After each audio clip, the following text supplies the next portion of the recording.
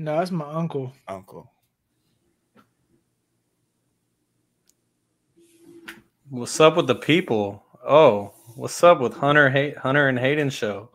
Hello. It's showtime, baby. What's up? It's showtime. So we're starting the stream a little bit early to say what's up to our people, and then we're gonna officially get this show rolling as we're retweeting all of our links and stuff like that. Kevin, I know you love the jacket. I know you love it. I can't lie, bro. I would really love a Eagles vintage jacket like that. Yeah, the starter jackets are sick. They're tough. In general. Mm-hmm. Is that Reebok?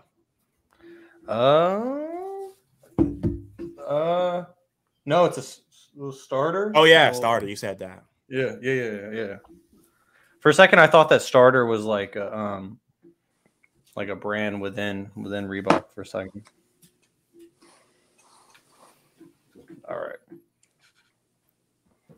Let's start the pain. All right, fellas. Let's start the pain. Yeah. What's up, Manny? I owe Manny 23 anytime push-ups now, so that's cool.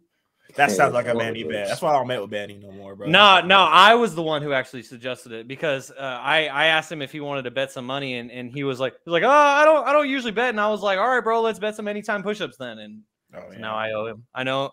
I chose. Yeah, you know, everyone knows now. All right, guys. Well, let's get this thing started then.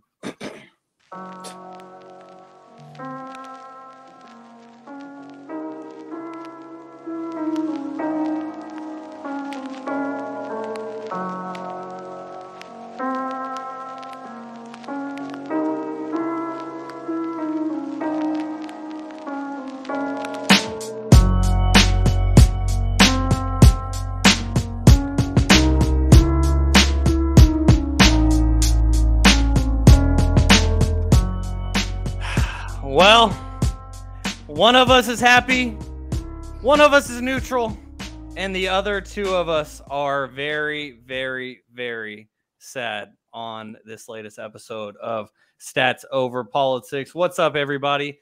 As always, I am Shaun Holko alongside my guys Jaevon, Toddy, Kevin Dent, and Gary Singh. So, Jaevon, obviously you and I are the sad ones on today's podcast, but still got to rock. Sad. Super sad. Yeah, for sure. Thank you, Gary, for rubbing that in. I appreciate it. But Kevin, you did say last week, if the Eagles were to win, that you wanted to start us off with your own little intro. You know, I got things started, but let me just pass the torch to you now. For sure. Well, I don't know if you know this, Gary, but for every Eagles touchdown, we celebrate with a shot. So it was a lot of drinking last night. So we're going to go ahead and pour one for the San Francisco 49ers, man. You guys had a great run. You know, maybe next year. Okay, that was a good one. Let's get this show on the road. Okay, so got a couple names I want to shout out. Jaevon, Toddy, Shaun, my father, Kevin Dent Sr., my good guy, Kenny, my good guy, Keys, my cousin, Courtney, and his brother-in-law, Jonathan, my good man, Wesley. Oh, these all Niner fans? And the three guys that gave me $100. I told them I wouldn't put their name on the pod. I took their money. It's the last thing I'm going to do is out them like that. But, you know, I won't get too deep into this intro, but I just want to let everybody know Super Bowl jersey with the patch is in the mail. It's already on the way. Ordered in the third quarter. He said, get this show on the road. So, Gary, do you got anything to say here? I just feel bad for you guys, actually. You know, just the situation, how it unfolded. We're going to get into it. But, you know what? I ain't the type of person, you know, stomp on the grave today. You know, I'm going to let Kev just do all that today. You know, he deserves it. His team actually beat you guys. So I'm going to let him do that today. Don't worry. Keep going, Kev. All right. Well, fair enough, guys. So let's get this show started and let's not waste any more time because we will be going over the pain that was the NFC Championship game for Jaevon and I and the joy that it was for Kevin as we're going to get into the conference championship games. Start out with the NFC because that was the first game we saw on Sunday. Then we're going to get to the AFC. AFC was definitely closer. But that's an understatement. That was a bit of a stupid statement as well. Anyways, and then we are going to get to the NBA as the All-Star starters have been revealed. Zion Williamson made it. Another guy didn't. We're going to get into that. And then we're going to get into who we think should fill out the 7 reserves in each conference. And then we're going to get into some Sacramento Kings. Plenty of stuff to talk about today, guys. So let's just get right into it with the conference championship game on the NFC side between the Eagles and the 49ers, because it wasn't even close as the Eagles ultimately defeat the 49ers 31-7. And coincidentally, that was the final score from the last time that the Eagles were in the NFC Championship game in 2017, right? Or 2018, technically, right, Kevin? And so that was the score from when the Eagles absolutely throttled the Vikings. And now we see that once again 5 years later. So, Kevin, I'll just show you the respect. Congratulations. I congratulated you in our group chat, but I'll do it for the people as well. You know, like, congratulations, your team won. There's still a lot to be said, but I want to give you the floor first as the victor here. Oh, man, you know, this was a long, long time coming. All pod, Toddy and Shaun, you know, just, you soft schedule. You didn't play the Niners, blah, blah, blah, blah, blah, blah. We all heard it, so I'm not going to have to repeat it. But, you know, I don't know, a lot of you all might have been surprised, but I knew exactly what the outcome was going to be. It was an insuperior line to the best line in football, and it was shown. First drive of the game, touchdown, punch it down their throat, 2 third-and-long conversions. Niners had nothing for us, nothing at all for us. Lane Johnson came to play. So I'm just going to go out here and throw some stats. So we all saw the Defensive Player of the Year list. I'm going to just round it up to the top 2, which is Micah Parsons and Joey Bosa, or Nick Bosa. And I'm just going to go ahead and mention some of these playoff stats. So Micah Parsons in 2 games, 7 tackles, 3 quarterback hits, 2 tackles for loss. Bosa, 4 tackles for loss, none in the Eagles game. 1 quarterback hit, none in the Eagles game. And 1 forced fumble, none in the Eagles game. The real Defensive Player of the Year, took it personal. Went out there, first drive, 2 sacks. Went out there and did his thing. Everyone heard what Toddy said. I don't got to mention his name. 3.5 sacks over the 2 games, 4 quarterback hits, 2 tackles for loss, 1 forced fumble, 1 fumble recovery. So for a lot of you guys that don't know, Toddy and Shaun went back a couple years and sent me some clips, you know, saying that Jordan might lie to this and doing that. Oh, Kevin, we beat you guys, 4 years ago. So what's going to happen now? Come out there, smack that up real quick. So another person who took this game personal, Nick Sirianni. All Shaun and Toddy said was, Kyle's been here 3 out of the last 4 years. 3 out of the last 4 years, Kevin. Nick Sirianni's never been there. So let me go ahead and run over these Coach of the Year candidates. Shanahan wiped him off the board. Peterson wiped him off the board. Daboll, 1, 2, 3 wiped him off the board. So we're just going to go in there and say that. Everyone's going to sit here and blame the quarterback situation.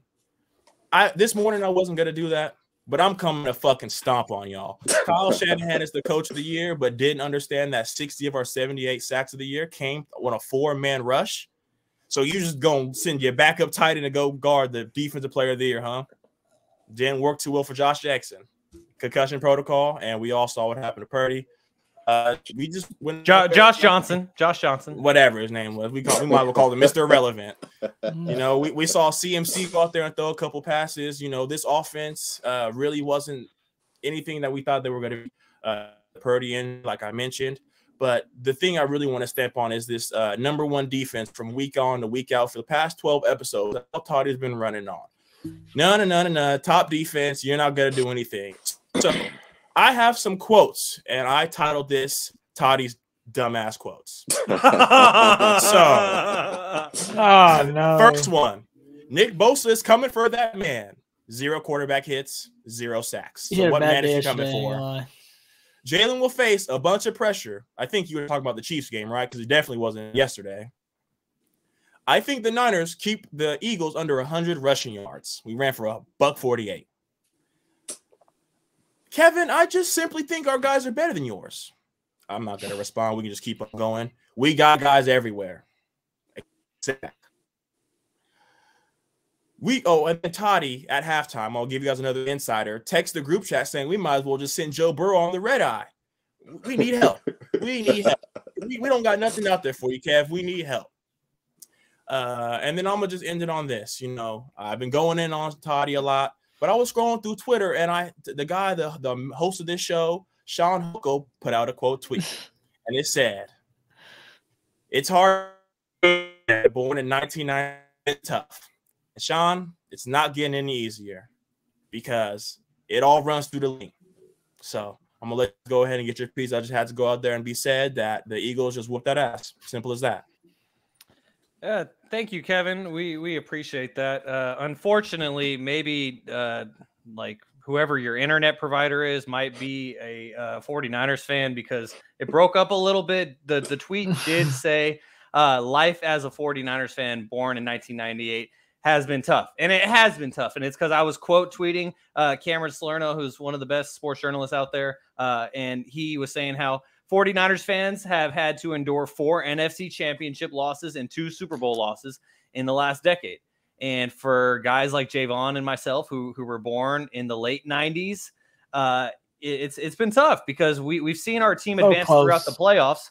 We've seen our team advance throughout the playoffs, and that's more than Raiders fans have seen. And shout out to my guy, Sam Commenti, who kind of corrected me on that. He was saying, you guys have been spoiled, you guys being 49ers fans, seeing our team go on playoff runs throughout. But we just haven't been able to see them get the job done like Kevin has and like Gary has in their lifetime. So, you know, on to next year again. But Jaevon, you did a lot of listening there. There was a lot that was said. He pulled out your greatest quotes. So what do you have to say in response to Kevin there? Let me go ahead and turn this up.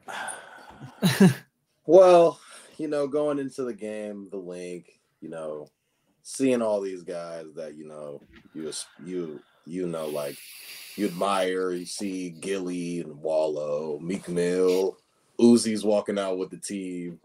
Jazzy Jeff is shaking hands with Jalen Hurts they're doing the Fresh Prince handshake. So it's like, I can't really hate on them because like there's a lot of people from Philly that I actually like fuck with.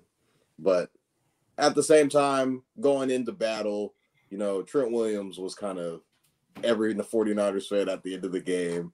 You know, a lot of frustration that was being let out on everybody, and which led to ejections. But as far as the game goes, I mean, the first drive, the Eagles were moving the ball. The Niners were getting Jalen just rolling outside of the pocket.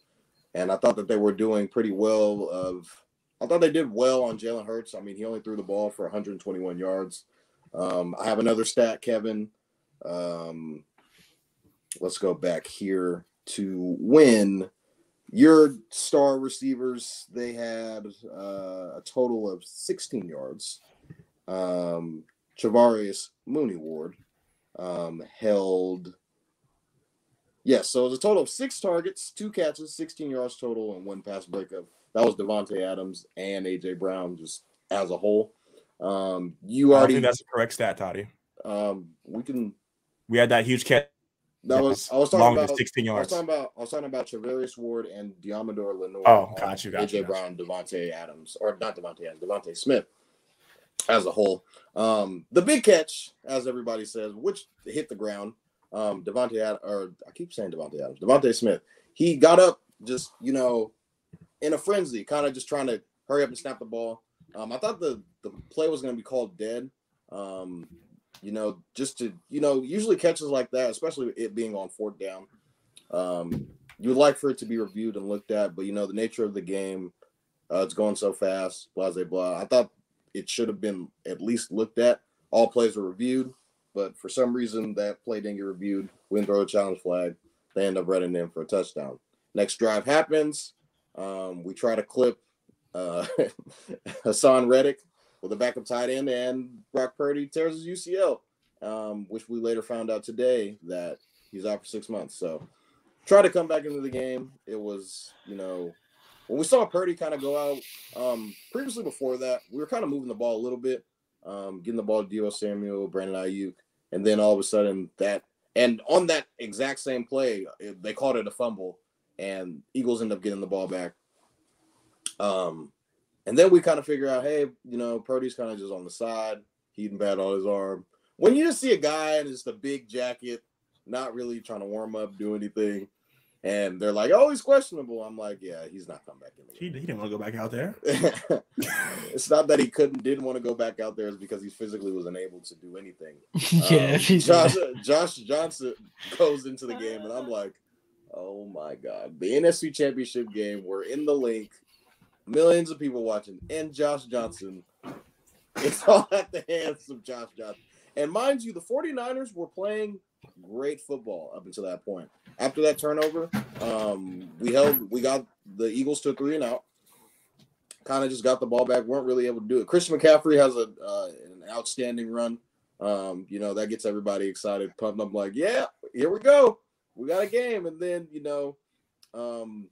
Eagles come back and they score. Right before halftime was kind of where everything kind of just went loose when Josh Johnson muffed the snap. And, the Eagles get the ball on their side of the field and end up scoring before half. And that's kind of just when everything just went downhill. Josh Johnson ultimately ends up having a concussion. And we have to have Christian McCaffrey as quarterback. So Kevin, he already quoted me when he said, can we get Joe Burrow on a red eye? I'm like, can anybody go out there and play quarterback? Because send Tom Brady your way. Somebody. Man, it was all bad. Hats off to the Eagles, man. I guess they were the better team because, we didn't have anybody to play quarterback. So, Christian McCaffrey's out there playing. But, I mean, hey, it's whatever. I'm not tripping about it. We'll be back next year. We do play the Eagles next year. I think it's in Philadelphia. In the link. Uh-oh. So Purdy going to see dead people at the line. When we have a healthy, competent quarterback back there being able to make stuff happen. So we'll be okay. But, Kevin, I don't know, man. There's that kid named Mahomes that you guys got to go up against who is on the path to becoming one of the greatest ever. So I wish you the best of luck. And Jalen Hurts can't throw for 121 yards against Patrick Mahomes and expect to win. So we'll see about that. We'll see. But congratulations to the Philadelphia Eagles. Yeah, you got your win. Yay. Woo. Team that didn't have a quarterback. All right. Great. Yeah, look at the pettiness. You guys did it. So petty. So, that D-line is I was wrong about the D. I know. Oh, we know. Trust me. Playing the best defense. That was probably the best defense that we played because not probably. Hassan Reddick was in the backfield almost every chance that he could. So, back there camping. Yeah. So I'll give him his respect for sure. And I didn't even know it. I forgot Dominic Sue was on your guys' team too. Because I saw him out there when Trent Williams was slamming everybody to the ground. So I was like, everybody ground. All right, man. All right. But yeah, whatever. Congrats to the birds. So Gary, you were the only unbiased person watching this game, the only person who could truly enjoy this game for what it was. I don't know if there was much to enjoy, like as a neutral observer, because this game wasn't great in general, to be honest, if you're looking for a competitive game. So Gary, for you as a neutral observer, what were your takeaways from this one? To be honest with you guys, this game, I'm kind of sad because it wasn't living up to expectation, like you just mentioned right there. Obviously, I wanted to see the Niners and Brock Purdy. The pressure was getting built already. Them, starting with already being down 7-0 and things of that nature. So I wanted to see, if the Niners can come out and come hold and improve that they're the next level and they're really one win away. But to be honest with you got to give the Eagles credit. Kevin been saying the whole time, he's been preaching. I'm not gonna lie, both of the trenches is where they've been killing it all year, and it's hard to say because no one wants to talk about the trenches and we talk about football. You know what I'm saying? No one wants to talk about, but you go to any team, any owner, anyone you talk to, they always talk about the number one thing is the line, offensive, defensive line. And both of those categories, the Philadelphia Eagles have been winning all year, so much so that Jalen Hurts doesn't have to throw that much to even making the big time plays. Even though I'm not gonna lie, Kev, he had a couple of those throws yesterday. I feel like he's still injured. You can pretty much see it because a couple of those plays at the beginning of the year, AJ Brown plays, stuff like that. He'd be right in he was a little bit off target in a couple of those, which I thought really could have put the nail in the coffin way earlier. Kind of even made it more close one of 7-14. I was like, why is this even 7-14? It doesn't even feel like it should have been, but they still got it done at the end of the day, and they did what the Eagles should have done in that situation where basically dominated because literally you guys had no quarterback. I'm not gonna lie, second half was like, all right. It was like what are we doing here? Like, I thought they were gonna throw some coach in the game or something like that. Someone throw the ball. Like, they literally ran it the whole time. You know, Kittle was talking about it after. Like, everyone knows running. Everyone the mamas knows they're running the ball. So it's like, what can you do at this point? Trickery plays? No, to stuff the box and wait till the clock goes all the way down, which is just kind of sad to see. I know I felt Shaun last night was in some pain and sorrow. Didn't want to hear none of it. But at the end of the day, it is what it is. You can go to any sport, any game. There's going to be referees involved, which everyone's going to be mad at. Any team that loses, everyone's going to be mad at the refs. Second thing everyone's getting mad at that you got to deal with, that everyone's dealt with, you go back to any team. So you can go back to the Warriors a couple of years ago with Durant and all of them getting injured. Injuries are part of the game. It's always, most of the time, whoever's the healthiest at the end of the year. And again, the Niners got bit by the bug at the end. You got one good thing you guys can look at. You guys do got a good team going into next year. We'll see what the quarterback drama. You guys, I've been telling you guys, I don't know if you guys want to hear it today or maybe later on. Mr. Brady should be walking to that building for that 1 year. He doesn't get injured, y'all. I'm telling you guys, I've been saying this for a while now. But other than that, you got to give it to the Eagles, man. You know they hate about the Eagles because they just been putting their head down and putting in the work. And then even when it got a little treacherous at the end of the year, because I didn't really know which team to pick and right here in the NFC, really. You guys were only 2 teams to pick, and I wasn't really feeling too comfortable picking the Eagles, which I was going into the season, like going towards when they were booming just because of the injuries of Jalen Hurts and things of that nature and then falling apart. But they were able to get it done and out-bully the bully, to be honest. And that's hard to say right there because you guys been bullying. Everyone knows the stat. Everyone plays the Niners after loses, and everyone knows the big boys, and they've just been getting yak yards and really making you feel them. Eagles made them feel them too. So you got to give them the credit where credit is due. Too bad to say, Kev, my Chiefs right here. I'm going for it. They're going. My pick is still going. Oh, we're going to get there. Just go ahead. Go ahead, Shaun. Go ahead. You know, man, Gary, you just set me up perfectly there. You just threw me a little lob because that was my favorite stat from this season is no matter if the 49ers won or lost the game, the following week, the team that they just played lost every single time. Will we see that streak continue in the Super Bowl? We shall see. Gary, you have the Chiefs as your pick. And I want to give props real quick to Gary and Kevin. So going into the Super Bowl now, for our picks that we made going into the playoffs, Gary and Kevin are the only ones who currently have their champion still alive. I picked the Bills to be my champion. Jaevon obviously had the 49ers. Kevin has the Eagles. He did have the Eagles over the Bengals. Bengals didn't get the job done. Gary, you and I, we were the only ones to pick the Chiefs last week. Let's get it. Even shout out to Manny. Manny told me, I told him that the reason why I was picking the Chiefs is because I had a gut feeling that they weren't going to lose 4 in a row to one team. And he told me that I had to probably go to the bathroom to get rid of that gut feeling because it was probably just such a bad take, apparently. I seen it. Hey, look, there's Manny. We appreciate you. But anyways, and so just props to you guys as well. But the one thing I will say about the 49ers season is just that, like, when Trey Lance broke his ankle in week 2, he officially fractured his fibula and had ligament damage that required 2 surgeries on his ankle. He did that in week 2. I thought the season was done in week 2. At that point, like, it was supposed to be the first year of Lance, whole new era. Finally move on from Jimmy, and then week 2, and like not hardly even like into the game. It was like 5 minutes into the game, right, Jaevon? And we was driving too. Yeah, and so that happens in week 2. Then Jimmy Garoppolo gets hurt against the Dolphins. That was like what, week 8, week 9. And when Jimmy got hurt, like I was in Tahoe skiing in December. Yeah, when he broke his foot, I was just like, you know what? The season's over. There's no way that the 49ers will go anywhere with this guy named Brock Purdy. For them to make it to the NFC Championship game, man, like it's disappointing to see the season come to an end, obviously. But I would take this ride than see them miss the playoffs or get eliminated in the wild card round. So it's tough. I got a question real quick before we move on. Is it a failed season or successful season for the 49ers? Don't make it like my season. Steelers, no one thought we were going to make the playoffs, and we didn't make the playoffs. So we ended great. It's a successful season. Obviously, we won the Super Bowl and all things of that nature. Expectations are based on, what you do, but we thought we're going to go in. So what did you guys think? What was it? Failed, Vaughn? I better hear failure right now. It's a failed season. Simple. We overachieved the fuck out of this season. Oh my God. I don't know what you expected, Gary. Last week you were talking about Brock every Purdy's 49er a fan. Every time I talk to him, labeling every single weapon they got, every single Pro Bowler they got, naming the coach, the defensive coach.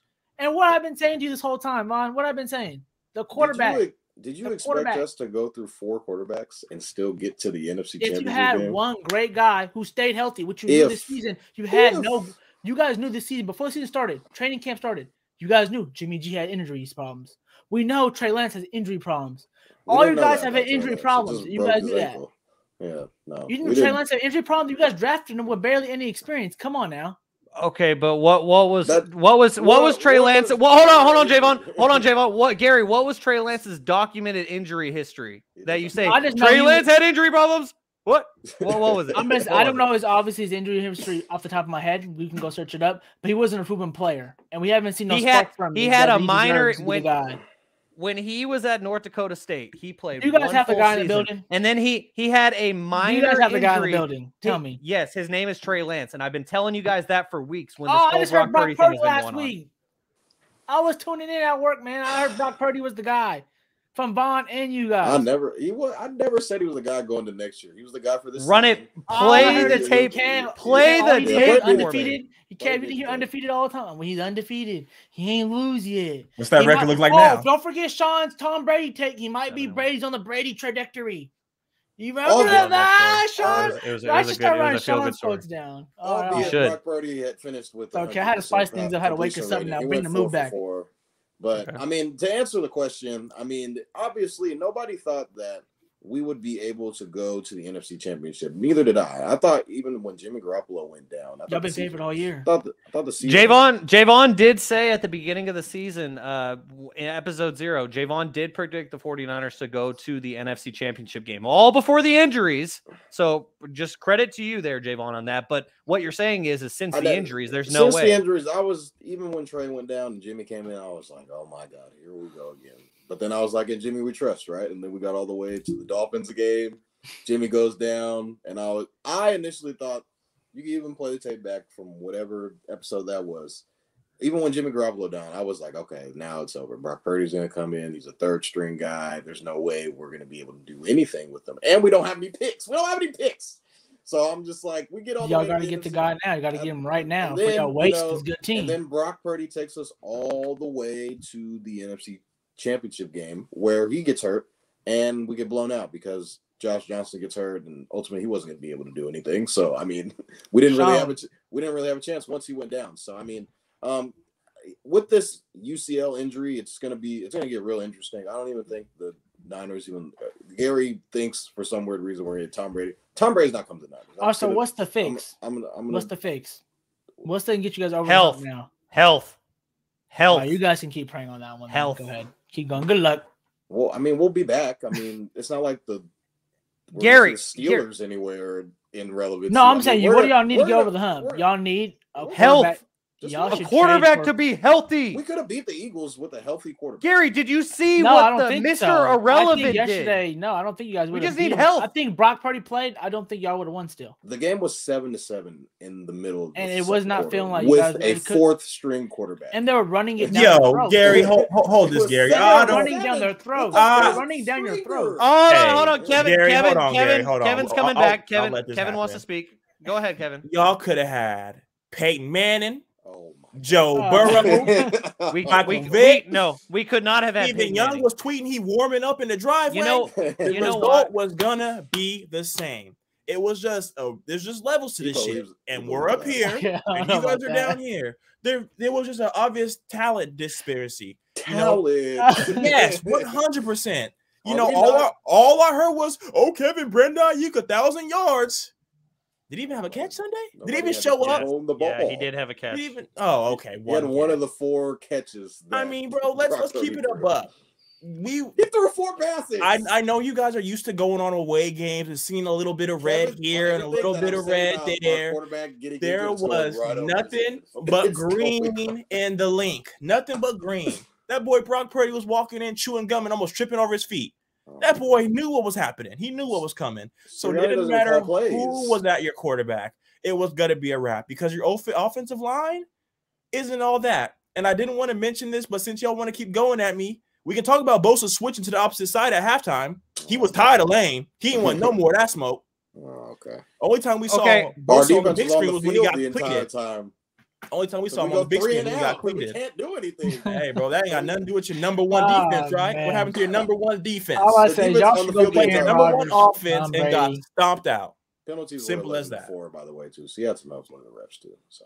Oh, so it's not like you guys hit Jalen out of bounds and Greenlaw, this amazing linebacker, just taking 800 punches at the ball. It's not coming out, brother. Give it up. That was The dumb. play wasn't blown Hey, that was dead. dumb, Shaun. That was dumb. I don't know why you did that. I don't want people to call. That was just like I People don't know what punch the you're ball out thinking. all the time.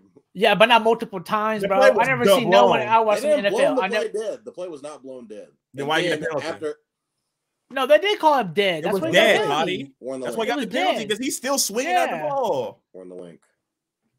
Hey, man. That's why. It's Hey, just, it's hey, hard Kevin. to play the link. Kevin, It's hard to genuine. play genuine in the league. All right, 30 minutes on So- this. Come on, y'all, let's go. Yes, This is Shaun. why- The answer is yes to your question. What's my question? Do you think if we had Purdy, the result would be different? No, it wouldn't have. Maybe- Shout out to my guy James for saying that in the comments, but that's not what my question was going to be. This is a genuine question because I was at my apartment watching the game with my friend Keith, and Keith started freaking out during the game. He did not have a rooting interest on the game, but he was freaking out because Lane Johnson was going early Dropping on the fuck every off sides single time. play. Jesus Every single play. Christ. Hey, He Yeah, was that's early right. every Beat game. mostly. Yeah, that's So right. you're shaking your head. Yes, you I actually agree. you can confirm. No, I confirm. Especially when we were about to get the safety. Every third one he jumped off, and I Oh was my like, God, bro, if we would've got because I that was like, if they safety call it on offside, through it's the an roof. automatic penalty because we're on the 1 Yeah, yard line. exactly. It's What was the automatic score? safety. What was the Yeah. score of the game when that safety was going to happen? 14-7. It was 14-7. Yeah, we couldn't score, Yeah. so I was like, fuck, we got to get defense has to score. Yeah. But I'm not gonna lie to you guys. When CMC threw that ball, I was like, it's a touchdown. I was like, it's a touchdown. No one thought he was gonna throw it, and he slung it. And there was no grounding call. There was nobody in the position, nobody around the football. Nobody. Okay, Kevin, I just want to say thank you, and I appreciate that you do acknowledge that yeah, he Lane was Lane jumping. Johnson was jumping early basically the whole entire game because Keith got to a point where like he was taking his phone and going all the way up to my TV just to like because I was like, are you sure that he's not moving the second the ball moves? Because if people see one lineman move first, they're like, oh, he's jumping early, but he could just be moving at the exact time as the ball. But then I just watched it like numerous times. Once the game was out of reach, I was just watching Lane Johnson, and I was like, okay, this is pretty bad. So, I mean, you said Bosa switched sides. Maybe he just wanted to go against someone who was playing fairly. I mean, I just wanted to get a chance at the quarterback. We'll see him next year. We'll see him next year. I'm We'll telling see you, him Purdy gonna have demons in Philly. Demons. That boy might not want to show up. You saw him go to Kyle like, hey, They did whack coach. both of them. I can't go. Whack them, just like not no freaking. Purdy's he's warming up, and he saw Josh go like that. He said, "Yeah, coach, you better throw CMC the wristband. I'm not going back out there." He tore his UCL. He can't throw. He punched that football though. He could have just been doing that all night. All right. You could try. All right, fellas. Mahomes, little underhand. Yep. Well, Brock Purdy tore his UCL and his right elbow, could be out up to 6 months. Josh Johnson Wish him a suffered a great concussion. recovery, Mr. Brown. And we shall see. I mean, you never want to wish an injury on someone, but it's like now it seems like we're going to probably have a even playing field going into the next season with training camp. Brock Purdy versus Trey Lance in the QB competition. I always say when you have a QB competition, when you have two QBs, you got none. You ain't got none. I always say that, bro. I'm not gonna lie. Since I was a kid, I always heard that one, Shaun. Yeah. And I just want to give a quick shout out to the Sacramento Kings, who just wrapped up a 118-111 win in overtime against the Minnesota Timberwolves. Also, quick programming note, something I didn't mention at all because I got distracted because Jaevon and I are so sad, is that so as you may have noticed, here we are on a Monday night at 7 p.m. Pacific time. I'm ultimately the reason why we had to make that change. My work schedule, it just wasn't working out anymore on Tuesdays. And so I appreciate the guys for being flexible and moving to Mondays with me. And so now going forward, expect us every single Monday night on the streams, whether if it's on Twitter or YouTube, Mondays at 7 p.m. Pacific time. And with that, our podcast will be coming out on all the various podcast feeds. If you're an audio-only listener on Spotify, Apple, we appreciate you. And you can now expect to see episodes drop every Tuesday. So make sure to keep tuned on that. No, it's Mondays for the live stream, but it's Tuesdays for when the episodes show up on Spotify and Apple and all that. So make sure to keep locked in. All right, guys. So episode number 12 of Stats Over Politics. And I just realized that we didn't have our little logo in the corner this entire time. So shame on me for that. But anyways, now let's get to the other game in the conference championships. And this was the Chiefs beating the Bengals 23-20. Gary, I'm going to start things with you because other than myself, you were the only person on this podcast to pick the Chiefs, but you weren't here last week, but you made sure that we let the people know so the record was clear. Gary picked the Chiefs because he has them winning it all. So what were your takeaways from this one, considering Patrick Mahomes' ankle sprain? Patrick Mahomes, baby goat, played on one leg, you mean, basically. But I have had broke my ankle twice. And this man is literally, that's probably worse breaking ankle. It's way easier to recover, get better. He's playing on a basically half broken ankle, high ankle sprain, whatever you want to call it. When reportedly, he did not get shot up to play, and make it easy for him. And you can kind of tell. And everyone thought the magic was going to be there. But, man, the magic is mainly all in his arm and just all in his body because, man, he was cooking in all different ways, making clutch throw after clutch throw. And you got to give it to the Bengals, man. This game right here, it was a little weird game. Like I said, I think I mentioned the week before, it's going to come up down to defense. Defense is going to win these games right here. And both of this defense, it was kind of a weird game in the sense of, like, every time I look up, I feel like it's like second and long, third and long for both teams. But the quarterback just kept making plays to keep the drives alive. And you just got to give the defense of the Chiefs credit. They made it. The bank made Joe Burrow dance all over the pocket. The first 3 sacks in the game, you could just tell Joe.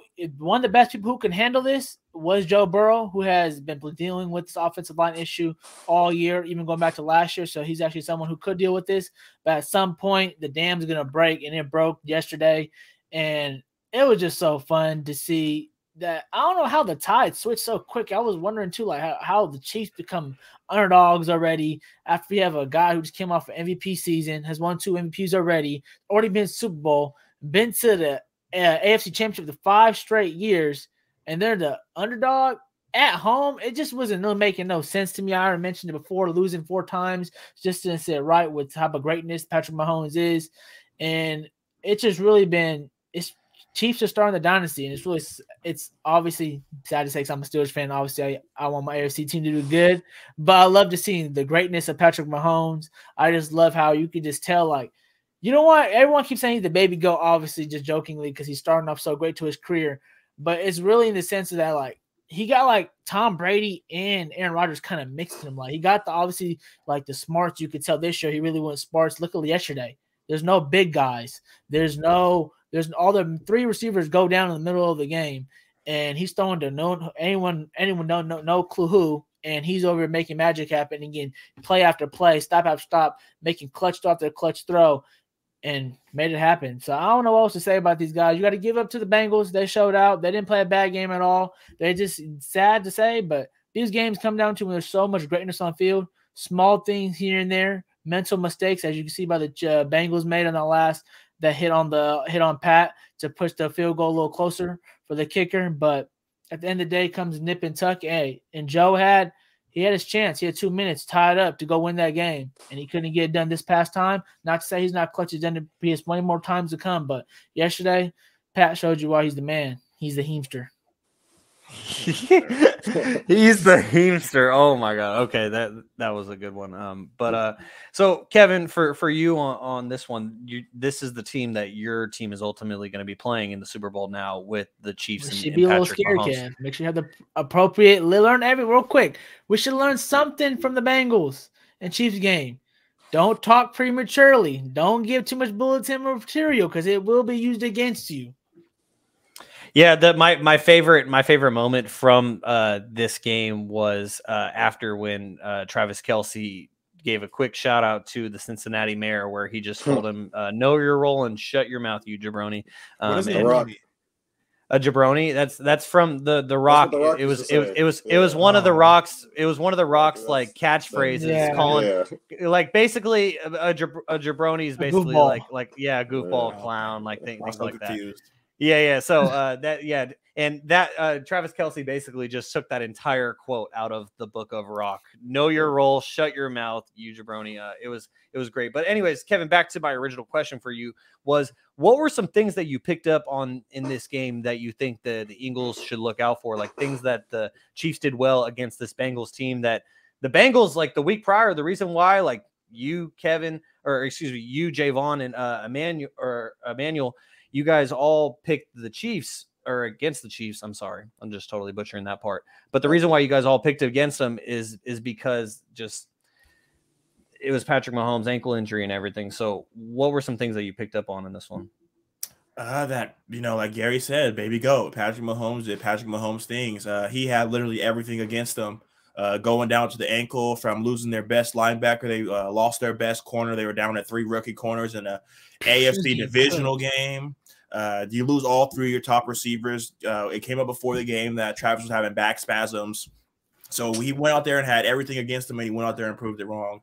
I wouldn't say we took away too much because, honestly, I believe if they don't make that bonehead penalty at the end, we finally get to see what the overtime rules look like and the newfound overtime, which is I was rooting for. I definitely wanted to see it. Both of them get an opportunity to do it and kind of see how that played out. But the offensive line really stepped up. The Bengals defense has been booming as of lately, and they really couldn't get back there. And I don't know if that was because they knew that Patty was down, so they had to step it up. But Orlando Brown came in there and Sam Hubbard, and they had a really rough day on the defensive end. And for Patrick Mahomes to go out there and throw it to 11 different receivers just shows that, if you're a receiver or a running back, you're going to get the ball thrown to him. The biggest thing that I might have taken away from it was the rebirth of Isaiah Pacheco, all playoffs, all season long, really. Everyone last year said that they didn't really have a run game, but now Andy Reid's really been getting Isaiah Pacheco into a 7th-round draft pick, by the way. Didn't really even know who he was, so I saw number 10, thought they got Tyreek Hill back. But, he's out there, and the run game is efficient. Him and McKinney in that backfield are doing a lot. So that's definitely one thing that we're going to have to take into the Super Bowl. But it really just depends on the health. If his weapons are hurt, I just don't see 3 practice squad guys going out there and beating us. So it really all depends on health. Gary, you kept asking me, what do the 49ers need? I mean, to me, it all comes down to health. And Kevin, we always need health. Greatness sometimes overcomes health. We just seen that. And so I picked the Chiefs because it was a gut feeling. But the one thing that I saw right after we did our podcast last week is I saw the stat on SportsCenter the next morning, and it was like Patrick Mahomes is number 1 in every main category when it comes to passing in the pocket. Like, he's the top pocket passer in the league. So yes, you love his mobility, but he can still sit in there and sling it. And so, Jaevon, for you, anywhere possible. And so, Jaevon, for you in this one, was this just the greatness of Patrick Mahomes taking over and kind of teaching Joe Burrow and the Bengals a little bit of a lesson in humbleness? Well, I thought Joe Burrow and the Chiefs and Joe Burrow against last year in the AFC Championship game, we kind of saw them rally back late. And that's kind of was the same deal here when they ended up tying the ball game up. That beautiful throw down the sideline to T. Higgins was crazy. He made some big throws, too, again, in the 4th to Jamar Chase on 4th and 6, which was an insane jump ball. I think only like 3 receivers could probably make that catch. Split them. I kind of thought, he did make some bad throws as well. He did have 2 interceptions. One of them was in double coverage to T. Higgins, and that kind of gave Patrick Mahomes an extra possession, albeit it didn't hurt them. I thought he made some timely turnovers that I wasn't a fan of. Obviously, giving Mahomes back the ball with 40 seconds and 3 timeouts. I mean, we've seen this movie before last year. In the divisional round, we saw him take the team down the field with 13 seconds. So that's what I was about to say to Kevin. I would imagine you would be a little bit nervous when he had the ball with, I think he had 2 timeouts and it was like 40 seconds. But no one's really talking about the punt return. Sky Moore, he returned the ball. It was like a 30-yard punt return. And that gave them – they were at midfield with 40 seconds left. So I was like, wow, they only need to get I think I heard Jay Feely say they needed like 6 yards or something crazy to get like to a comfortable spot. But the Bengals were playing solid defense. They held them to about, I think it was like third. They got them all the way to third down. And then on that third down, Patrick Mahomes is scrambling, and the guy kind of like pushes him out of bounds. Hurts them tremendously. Can't say it did not play a role in it because obviously they get into field goal range, 8 seconds left, they kick the field goal. They ultimately end up winning the game. So I wouldn't put it all on the guy who pushed him out of bounds. But, there were some key turnovers I thought that Joe Burrow that probably wanted to have back. We saw a late hit that happened on that same drive before that was not called on Frank Clark. So you would like to see better officiating, just period, throughout championship weekend. But I kind of thought that I would love to see this game go into overtime and kind of see the new rules be in place and see Burrow and Mahomes kind of be able to go at it. But we did not get to see that. Mahomes on one leg threw for 324 and was it 3 touchdowns, 2 touchdowns? So it's kind of hard to pick against this guy again. Albeit everybody was calling it Burrowhead, this, that, and the third, but we disrespectful, weren't, man. Yeah, everyone was very, hesitant based off of his performance last week and his ankle and this, that, and everything. So people didn't really know, but when he came out and he showed, and now he gets 2 weeks rest, I think man. I think we'll yeah. Excuse me. I think we'll see, the same type of play from him that we saw this past week. Who is the best quarterback in the league right now, guys? It's Michael Jordan. I'm making sure we're on the same page here. Man, that's not just recency bias. That's not just recency bias at all. And the guy that you guys alluded to, the Bengals linebacker, was Joseph Asai, who made that play at the end of the game. And I want to say, amid all everything that he had to deal with, Joseph, after the game, with the media and everything that comes with it of making a play like that, I just also want to commend like Bengals defensive lineman BJ Hill, because I don't know if you guys saw the clip that went around, but BJ was standing right by his side with the media all surrounding Joseph. BJ was standing there right by his side and making sure that like none of the media like started acting a fool or like really like going after him in a foul way. Like he was just there to comfort his teammate and to make sure that like it's a tough one, bro. Yeah, he fulfilled his media obligation. You got to give him props for that, because some players in moments like that, they just want to get out of there and not speak to anyone or talk to anyone. And credit to Joseph for standing up in front of the bright lights and answering all the questions, but also shout out to BJ as well for just being a really good teammate for him in that moment, because, like everyone was like roasting Brett Maher. Like at the end of the day, like people need a support system. And so it was good to see BJ be. Except CD. I don't know if y'all seen that clip of CD. He said, Dak was like, "Why don't we fucking go for 2? Like, what's the problem?" Like, no, CD actually went. helped. He gave Maher in one video. In support. Yeah. So you need if you're a teammate. I think I heard Manny talk about this last week. He's like, obviously when you're on the inside, you got to give your guys. You got to give your guys some pump, obviously, but you don't want to take your team down. That never helps out. I don't know. Kevin probably been on some basketball teams where, like, those guys on the court, like, they're yelling at you for every single bad thing you're doing. Like, bro, this is not helping you yelling at everything you're doing here, buddy. We're supposed to be a team. You know what I'm saying? You're supposed to do it together. There's different teaching and just trying to blame other people. So it sucks, man, for the Bengals. But, hey, that football, it always feels like it comes down to the last play. You can go back to Lakers the other day, the Celtics foul LeBron. It's like it comes down to the last play, but there's so many other things that you could have done before that. But, you don't blame the athletes for feeling that way. Yeah, without a doubt. And so now, guys, let's stick with the NFL, but let's get to some of the offseason coaching news that has gone on. And I believe that this was the first official hiring of this offseason cycle, and that was the news that the Panthers have hired Frank Reich as their new head coach. And so, obviously, Frank Reich used to be in Philadelphia as the offensive coordinator, Kevin, and he was the number one the first overall franchise QB for the Panthers when they first got started as a franchise. So it's pretty cool that he's coming back to Carolina. So Kevin, as a former Eagle, I'm going to throw this one to you first on Frank Reich. What do you think of the move? Because Steve Wilkes, like, he did a great job in an interim role, and like he almost got the Panthers to the playoffs even after trading their best player and even Robbie Anderson too. I just want to start off by saying I saw the tweets from all the Panthers players talking about how much they wanted the I forgot his name, but Steve Wilkes. Steve Wilkes. They were all in Steve Wilkes' corner, all promoting him, and to see the head office kind of go a different way kind of just shows that they don't really care about the players, the relationships. They just want the right guy. I think Frank Reich has kind of been on a downward spiral. He brought in Carson Wentz. That didn't go well. He brought in Matt Ryan. Didn't go well. I mean, hey, man, it's kind of what happens. But, yeah, like Matt Ryan kind of went downhill. They had the Sam Ehlinger thing. And you see that team had a spark once he left and Jeff Saturday came in a coach. So I definitely think overall that it was the wrong decision. Yeah, he was your QB1 way back when.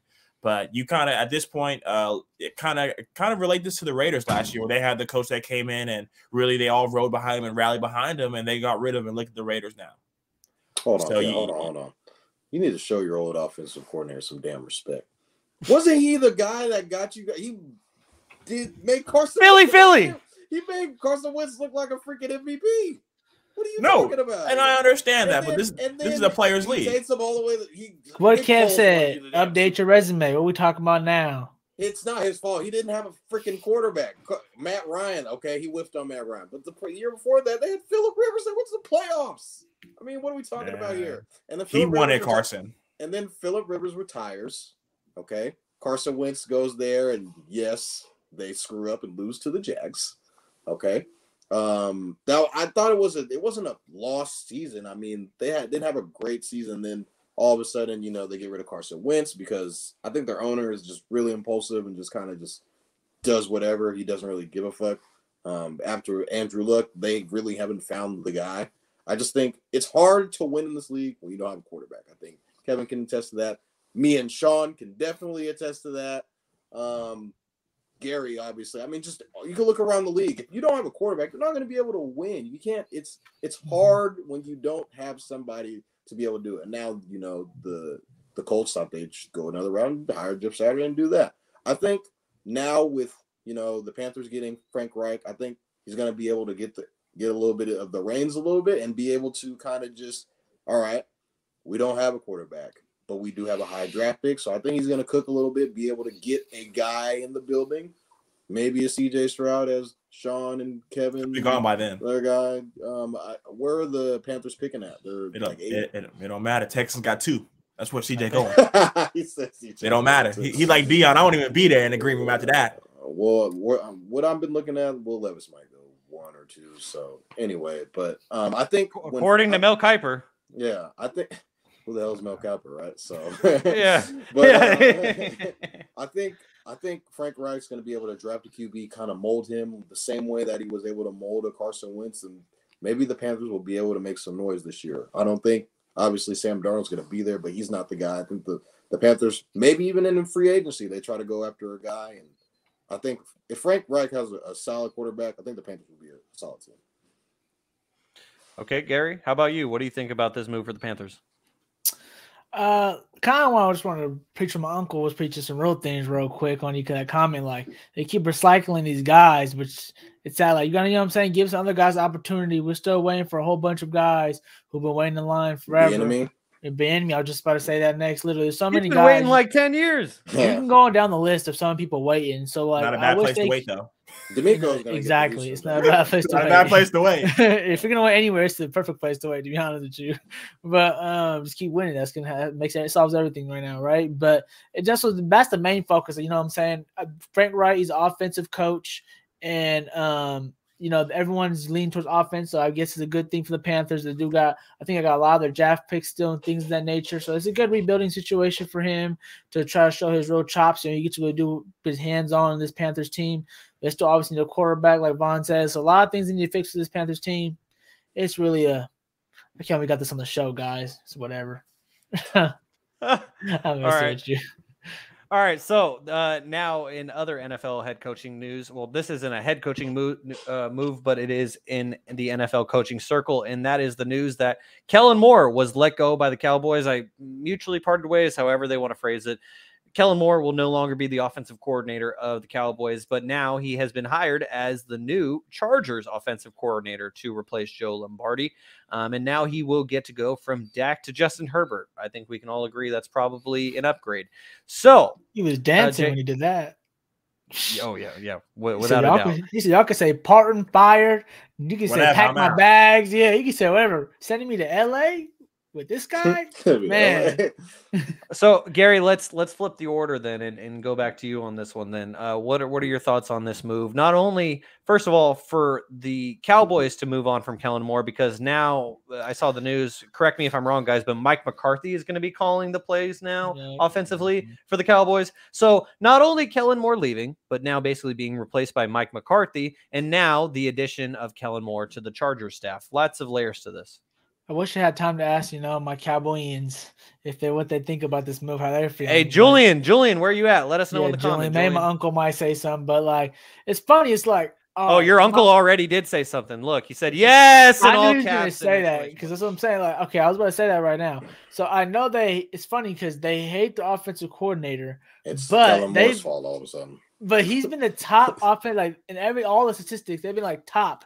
With tie with KC, I've been saying last 5-6 years in all offensive categories. So it's kind of obviously weird to say that, but to be honest with you, me just watching them all year long, he's a good coach, so I think it's good for the Chargers. He's kind of a little bit vanilla. I feel like you kind of can predict what the Cowboys are doing. So, I mean, I would maybe take that more towards because maybe Dak, like we said, maybe they're not getting it done. Maybe the players aren't getting it done. So I do feel like sometimes it's a little more simplistic, but hey, because I can't stand him. But hey, I'm not gonna lie though. I think that, I have so much belief in Justin Herbert. I'm just happy that he got someone that maybe can help him and help him flourish and help him get better and get them more deeper into the playoffs. So I feel like this conversation between Burrow, Mahomes and Josh Allen should be Herbert in that mix too next year. I feel like those four should be the ones fighting to get to Super Bowl next year. So I really hope he can turn around and help them do a little better because, man, they got a lot of offensive weapons like you already mentioned. So I think it's good for Justin Herbert just to have someone new and refreshed, and that can really help him get to the next level. And I think Kellen Moore can obviously do that. And you know what? Who knows with the Cowboys? You can't tell. That's probably the Cowboys. You can't tell if they're coming out tainted or if they're coming out if it's good coming out. You don't know. If can't tell what they're baking, it might be burnt on the bottom. You don't even know. So, Kevin, obviously, this is one of your biggest rivals, if not the biggest rival as a Philadelphia Eagles fan. So I kind of want you to focus on the Cowboys end of this, but what were your thoughts on this move? Just like Hunter and Hayden, the Hunter show on the comment last show, this just shows that this is McCarthy's last straw. They got rid of the OC. They didn't McCaffrey. He had as much shit as everyone talks from. He's came in there the past 2 seasons, 12 wins, both playoffs, and they're able to win a playoff game. So it looks like his trajectory is going upwards, but his job's on the line. He's gonna have to call the plays now, and we saw, like Gary mentioned, the past few years, they've had that top offense. Besides the year that Dak went down, they've had a top offense in the league every year. So just to put this on the Chargers side, everyone saw in that playoff how the whole second half, all they got was 3 points. The offense just hit a brick wall. So now they get a young coach who gets coming there, gets a whole new set of toys. Like everyone's been mentioning, you go from Dak to Justin Herbert, it's a completely different ball game. Like Gary mentioned, this could potentially throw Justin Herbert in the mix of all the other AFC quarterbacks. So I think this is going to be a great hire for the Chargers. From a Cowboys standpoint, I definitely think they're going to start falling off on the offensive end. And Dak had to sign off on this. So someone has to take the fall, and I'm all down for firing the guy who decided to put Ezekiel Elliott at center. So they're trying to scapegoat though. It's like, definitely. But when a team hires you so quick, it's like, okay, was everyone in the league obviously didn't think he was much of the problem. So it's kind of like a little weird situation. Obviously, Dallas fans like my uncle, they gotta blame somebody. They want to blame Dak, but they can't blame Dak just yet. They ain't kicking him out just yet. Yeah, Jaevon. So before I get your thoughts on this one, I just wanted to mention the stat that I saw today on ESPN when it came to Kellen Moore as the Cowboys offensive coordinator, the way that the offensive ranked. So starting in 2019, the Cowboys averaged 26.7 points per game, which ranked 4th in the NFL. 2020, they had a down year, 23.4 points per game, averaged 18th. Okay, right in the middle of the pack. These last 2 years, 2021, 27.5 points per game. That's 3rd in the NFL. This year, 4th in the NFL with 26.4 points per game. So 3 out of 4 years, he led them to a top 4 offense in the NFL. It's not damn bad, isn't it, Jaevon? I mean, you guys don't want to blame Dak, who they paid $40 million a year to. Don't want to blame McCarthy because Jerry Jones loves Mike McCarthy and his job's safe and all this other stuff. Kellen Moore, a couple years ago, he was in the running for a numerous amount of jobs. People thought that he would take over for Lincoln Riley in Oklahoma, thought he was going to be able to go and just be a head coach somewhere else. On the Chargers side, I think this is a very cheap alternative for them. Just because their owners are notoriously known for just being cheap, and I mean they share a stadium for Christ's sake with the Rams, and they more so sublet. They more so sublet. They don't even share that. That's all Rams right there. People were saying that Sean Payton should have been going to the Chargers, and Sean Payton was asking for 20 to 25 million a year, and they're like, "Oh, hey, hold on now, it's a little too much. Well, we'll get you guys Kellen Moore. How about that?" So, no shade on Kellen Moore. That is, I think he's a great young coach. I think this could be what's his name? Staley's will probably be his replacement for years to come if they don't start winning. So he'll be the offensive coordinator for now. I wouldn't be surprised if down the line he ends up becoming the head coach. So this will definitely elevate Justin Herbert's game, and Staley's like, can't blame me now because we got an offensive guy and I'm the defensive guy. So we just got to the playoffs. We're gonna look at the defense now, which hasn't been good. Yeah. So I mean, I think Brandon Staley should have gotten fired, but I think this is a great hire for the Chargers, and maybe later on down the line, I think Kellen, if Brandon Staley kind of continues what he keeps doing, and that's not being a good coach, Kellen Moore will end up taking over. Gary, real quickly, what's the name of your uncle that manages the Hunter and Hayden show?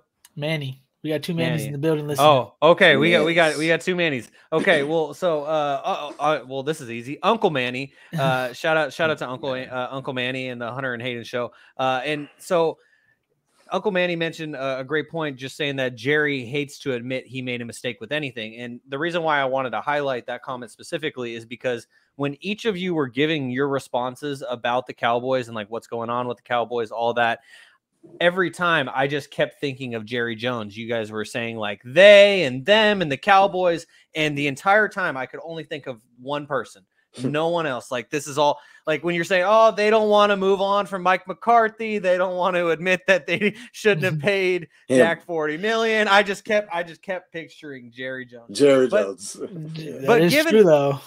giving him props though, like Mike McCarthy, as Kevin said, he has led the Cowboys to like 12 wins in the playoffs in back-to-back seasons. So, but Jerry wants to get over the hump, guys. They're trying to get over the hump. Before at least you guys actually made the Super Bowl twice in your lifetime. They haven't even. My cousin hasn't. I know he hasn't even seen this. No, he's never felt that. Yeah, they have never felt that. He's never felt that. So they're trying to get you over here. No disrespect.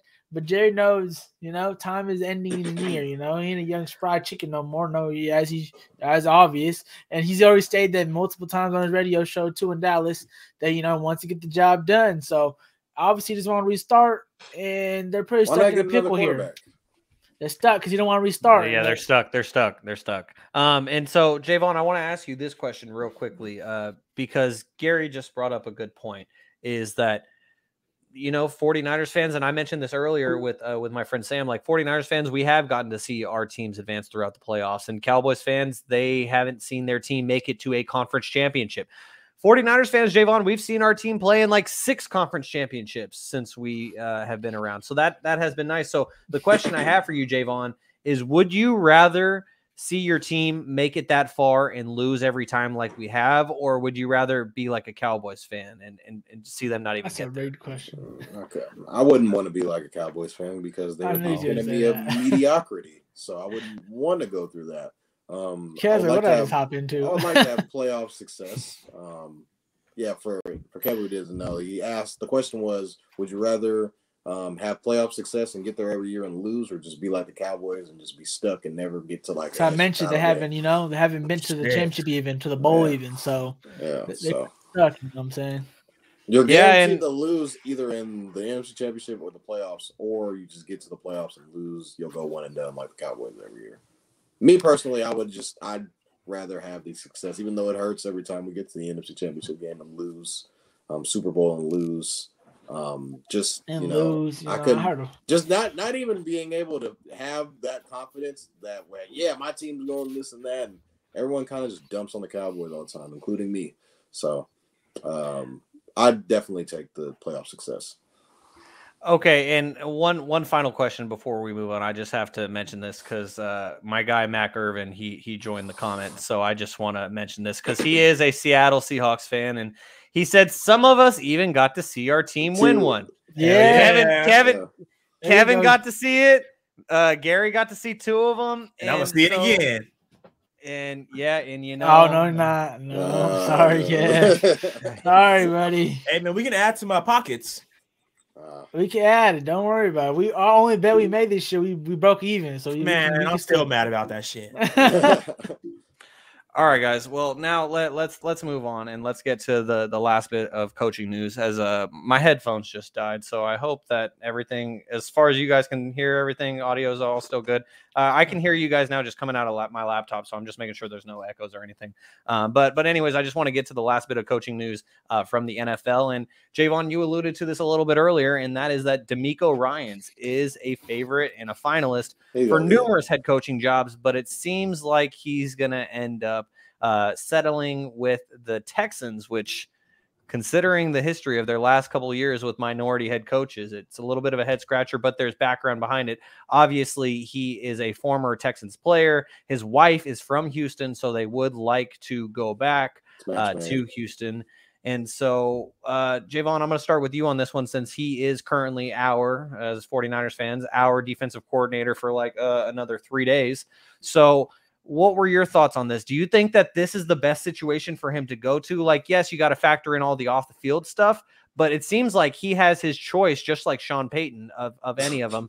Now Kevin, for our audio only listeners, Kevin is showing us a beautiful photo of DeMeco Ryans when he played for the Philadelphia Eagles.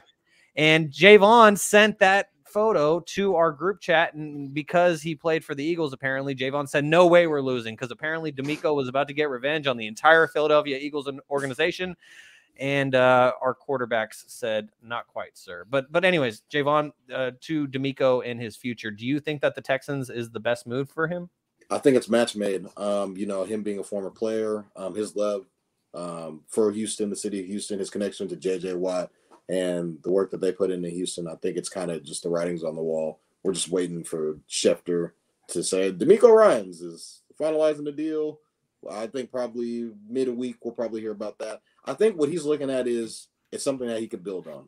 Texans got the number 1 pick this year, so he has the pick at the litter. Which quarterback do you want? You want to build for Bryce Young? Do you want to get they're the number 2 pick because obviously they won that game, but he had nothing to do with that. They still have Bill Miller, bro. Don't forget.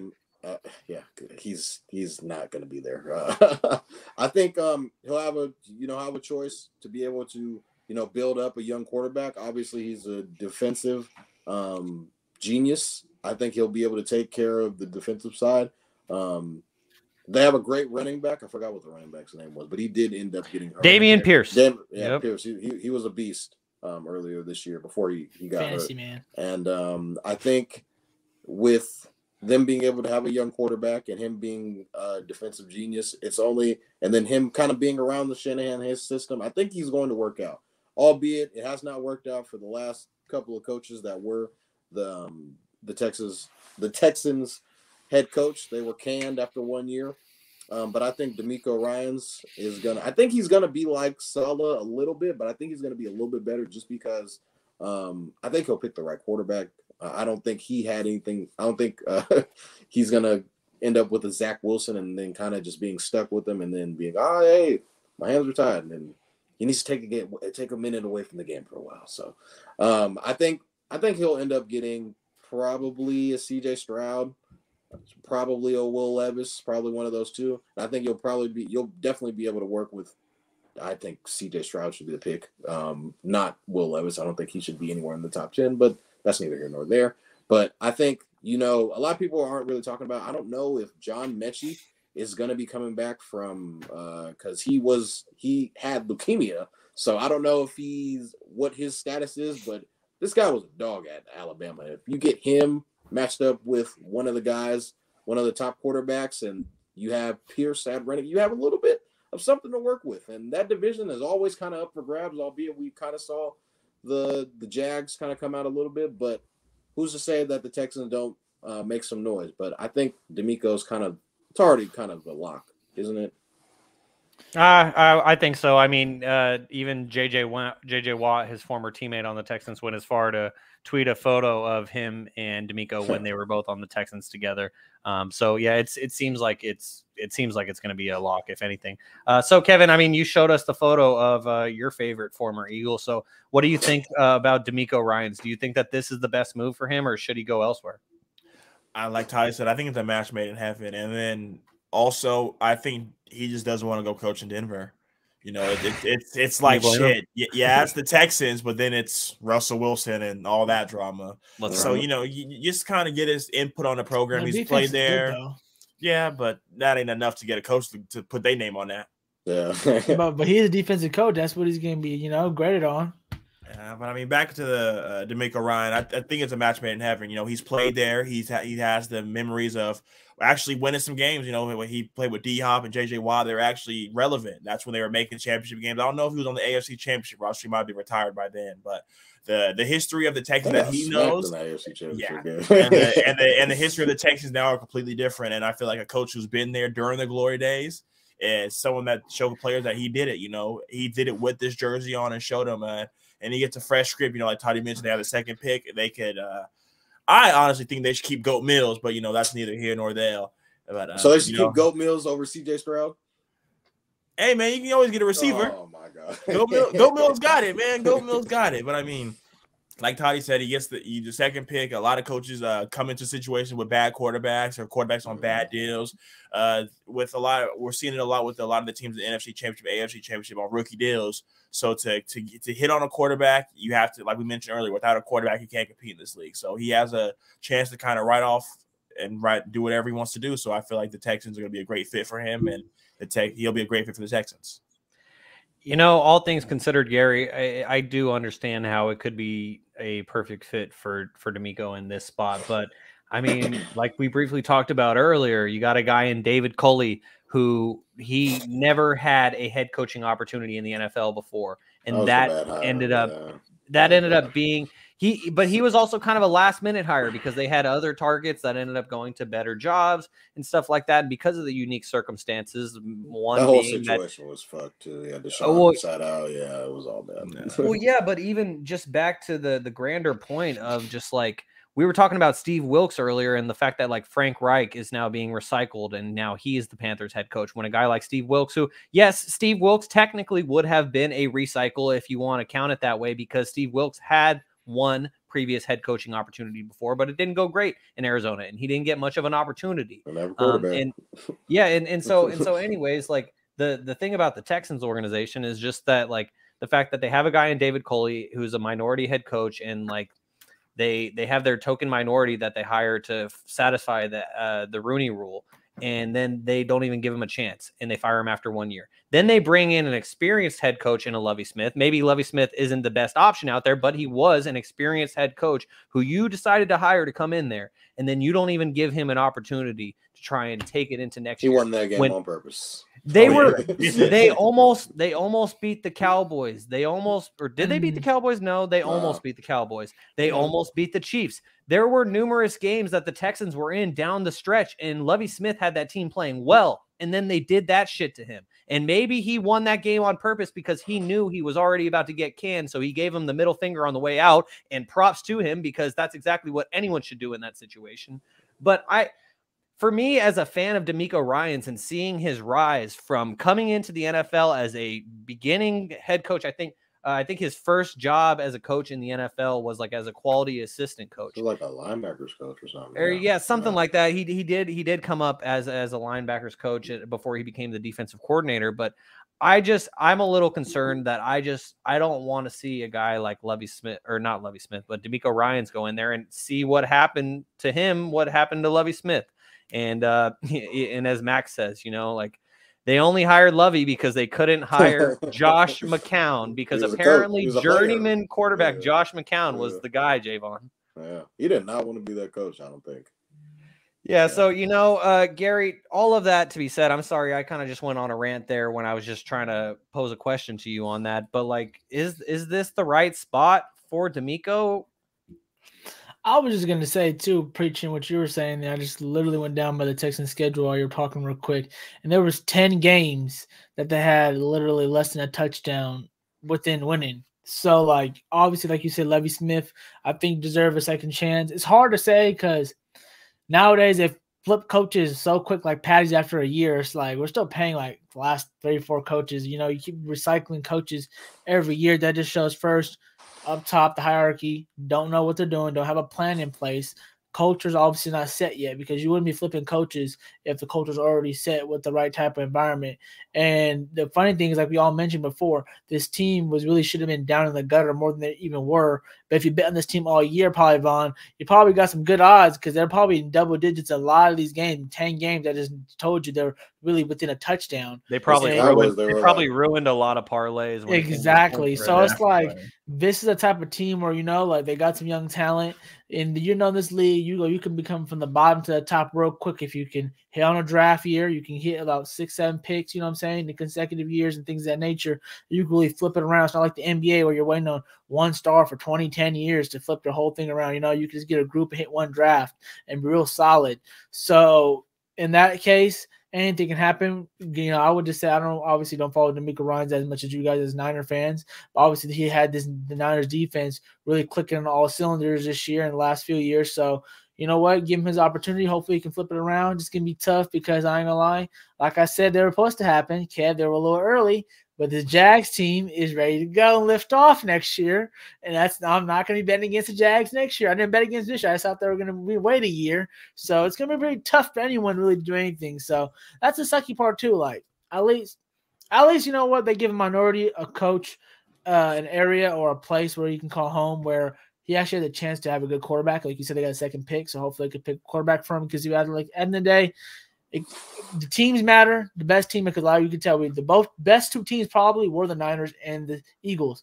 Well, like we're going to see in the Super Bowl, it comes down to the quarterback. Kev, it comes down to the quarterback, and whoever's playing better is going to be most likely be the guy. So, all right. Well, we shall see. Now, gentlemen, let's transition from the NFL. Hold on, before we even start real quick, Kev, we're going to put 20 on it now.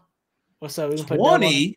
For the pod, we can talk about more later, obviously, but you know what I'm saying? You better said I don't make those child bets. You better have a blue stripe next time. Oh, you're right. I thought last week you tried to bring a blue stripe. I heard you couldn't bet that much. I watched the pod. You want to bet too much. Dude, I get it though. Now you're up on money after this week. I had 4 bets before the game was even set. I had dudes calling me, bet me when you guys played when the Niners played the freaking Cowboys. People were making bets with me. Kev won a lot of money on Sunday. I want to say Kev won a lot of money now because before I remember him saying last week he said I just came from Paris, guys. Come on, give me a break.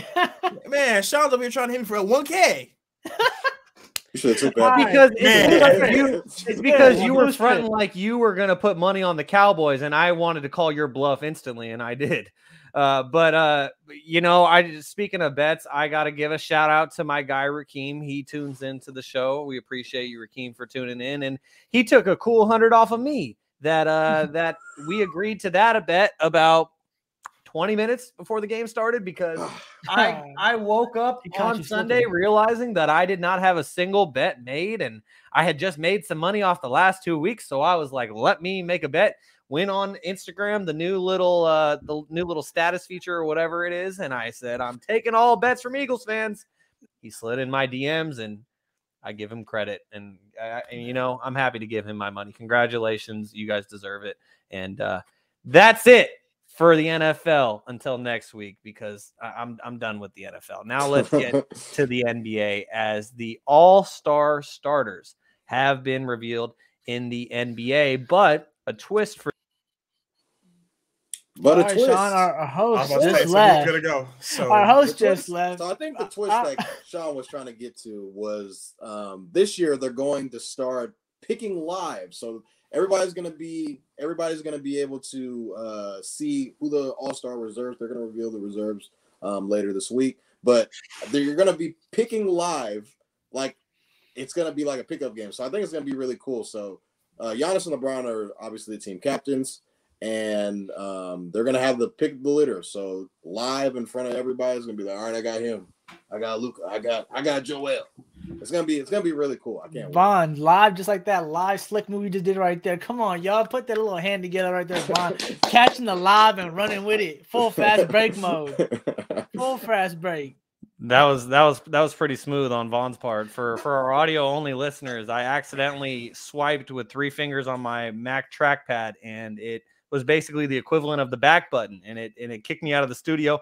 I was just glad to see that I didn't end the whole studio because I was really worried that that's what I did. So props to Jaevon for keeping us rolling, as he mentioned what I was going to mention, that it's basically going to be a big pickup game now, which is going to be pretty awesome.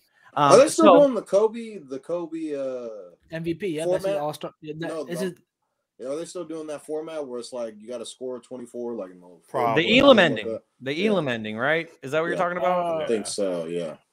Yeah, I love that. That was and Uncle Manny said that was a great twist. Yeah, I'm glad that we could add an element of surprise to this podcast. Keep you guys here.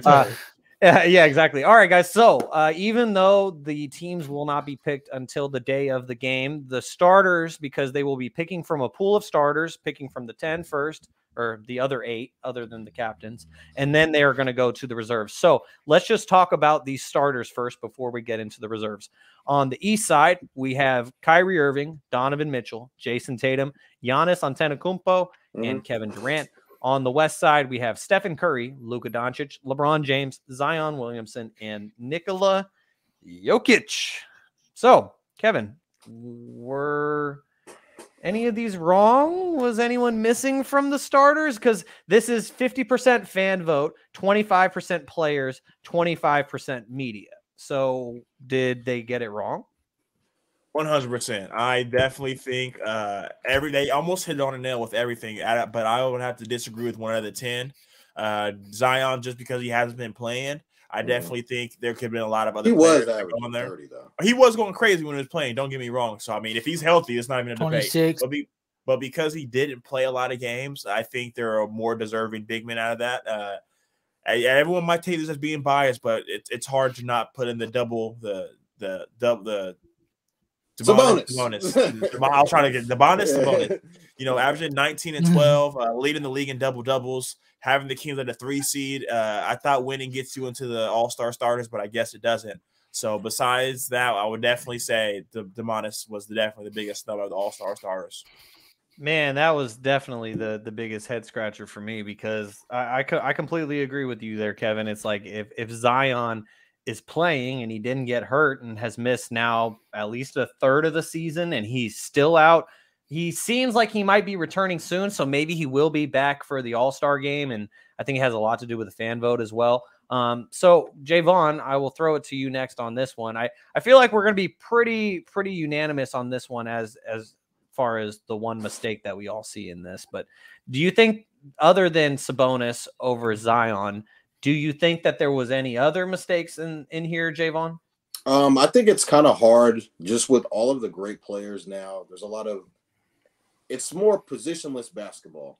So you're kind of forced to label guys like a Zion or guys like a Jason Tatum or LeBron. They have to be labeled as a forward or a guard when they're really playing just, 5-man basketball. They're playing point forward. So it's kind of tough to put these guys in there. And, yes, Zion Williamson has been out for a large portion of the season, but you could say the same thing about Kevin Durant, who just recently got injured and missed a ton of time, or Steph Curry, who's missed a ton of time. He's missed over 10, 15 games. So, I mean, it's kind of just, hard when you're, the greatest players in the world. It's hard to say that someone's a snub when they're not a starter. But I think we all can agree that Sabonis is probably going to be a reserve, or Sabonis is De'Aaron probably will get in as reserves. Plus, there's going to be injuries. We don't know if other guys are going to be playing due to injury. But I think for the most part, I would have to say, yeah, everything kind of got right. But it's just hard to put guys in when you have so many big men, so many guards, so many forwards that are just averaging over 25, 26 points a game. Shaun mentioned that 50% of the voting goes to the fans. Chet Holmgren got 2 votes, and he hasn't played all season. So that's how it's kind of just, like, I'm going to vote for my guy, this, that, and the third. So I think it should be a little bit more on the players. Like, the players should get probably that 50% versus fans. It was the players who voted for Chet. Those 2 votes were 2 player votes. Well, at the same time, they're trying to troll. It's their peers that are kind of at the end of the day that are kind of going to be like, all right, this guy has been killing. He's averaging this. He's averaging that. Not really. Sometimes they be hating on each other, man. That's the same thing too. But I mean, it goes both ways. I just think that it's always going to be a double-edged sword. A guy's going to get snubbed because this guy got in because of his stats, or maybe a guy got in because his team's playing really good and he's the best player on that team. So it's always a lose-lose situation with these types of things. But for the most part, I think Sabonis is going to get in as an all-star this year. But I don't think that he was deserving over Zion Williamson because obviously, yes, he's been hurt the entire year. But when Zion was at his best, they were the number 1 team in the league. And then obviously he went down with injury and they kind of went down the tank since then, lose 6 straight as of recently. But I'll say no. Okay, well, Gary, now as I pose the same question to you, your Uncle Manny made an excellent point here as the one name other than Sabonis that I think that was really missing here. Don't tell me you took mine. Was Joel Embiid. I didn't even talk to him about this, man. You over here taking my takes. What you doing, man? All right, well, Uncle Manny just stole your thunder. So please tell us why. So the question is because we were all in agreement that if Sabonis were to be an all-star, he would replace Zion, and it was due to okay, so this might be a little hot take from the Sacramento team over here. Okay, yes, but so the question that I have for you, because you are going to say that Joel Embiid should have been a starter, so with that, you have to remove someone. So would you remove a guy like Kevin Durant because of the same argument as Zion? Ding, ding, ding, ding. Shaun already breaking it down for you before I even say anything. Sorry. One thing I know you're all good. I just wanted to say too, it's kind of weird because Vaughn I peeped something that I think that's probably gonna be a big conversation coming down here when NBA season starts getting more lit around the corner after Super Bowl, which is it don't really make no sense. I know like always from position is basketball, and I don't really like it's hard. I'm in the middle if I really like they're already switching the All-Star game into 2 forward, 3 guards, but the All NBA team is still 2 guards, 2 forwards, and 1 center. So Joel Embiid's he's gonna make it maybe an All NBA team, but not end up making the All-Star team like as a starter. It's kind of like and like looking back on it history wise, just kind of like I don't know. I just feel like you're just messing up history in a sense. So it's like I don't know if I kind of want to preserve history. Keep we need to I heard Shaq tell you that we need to keep the center. He needs to be respected. You feel me? But at the same time, it's like I kind of do like the forwards because if you're a forward who could do so much, why not? You should be able to get in the game. So that's the only thing I feel like we should talk about that more in depth later. But like I would say, if you only played half the season, obviously our guy Sabonis should have got in. It's clear cut. He shouldn't have got in. I also feel like I said Kevin Durant when he played, just like Zion when he played, killed it. But if you didn't play half of the games, I don't feel like you should be in the All-Star game. Period. Really, like if you didn't play all, you have to make a quota for games. That's what it just makes sense. Like you can't play half the games. Like let's say saying someone comes in for 1 game, Steph Curry gets. I'm making a total crazy example. He gets like 30 that game and never plays all year, but got 31 game. It's like all his stats are gonna be skewed in the wrong way.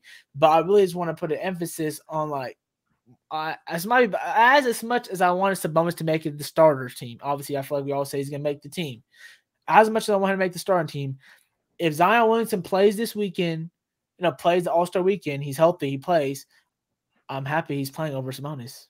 And that's probably a bad thing to say. But the reason I'm saying this is because, like we all mentioned, it's still the All-Star game, y'all. It's still a fan favorite. I still want to see Zion on the floor with his greatness. I want to see him throwing dunks, lobs. We always say the big ticket guy, the person that's going to be bringing in box sales guy, the box seats. You always say when Kobe back in the AI comes in the building, LeBron comes in the building, Kobe comes in the building. Now it's like Ja comes in the building nowadays. Zion now. Luka, when they come to the building, you want to see these guys play. And you know what I'm saying? You want the most talented, the most entertaining guys play in the All-Star game. So I don't really hate it too much as much as you guys. I feel bad for Sabonis. He didn't make the starters, but like I'm not feeling too bad because I know he's going to make the All-Star team. Starter and being on the team is probably a little more different, you know, a little more upper level feeling like. But I don't really knock it too much because like Vaughn said, when he played great. I just want to keep it consistent. It's hard because, guys, as a fan, I want to see Zion in there throwing lobs and then dunks with the starters.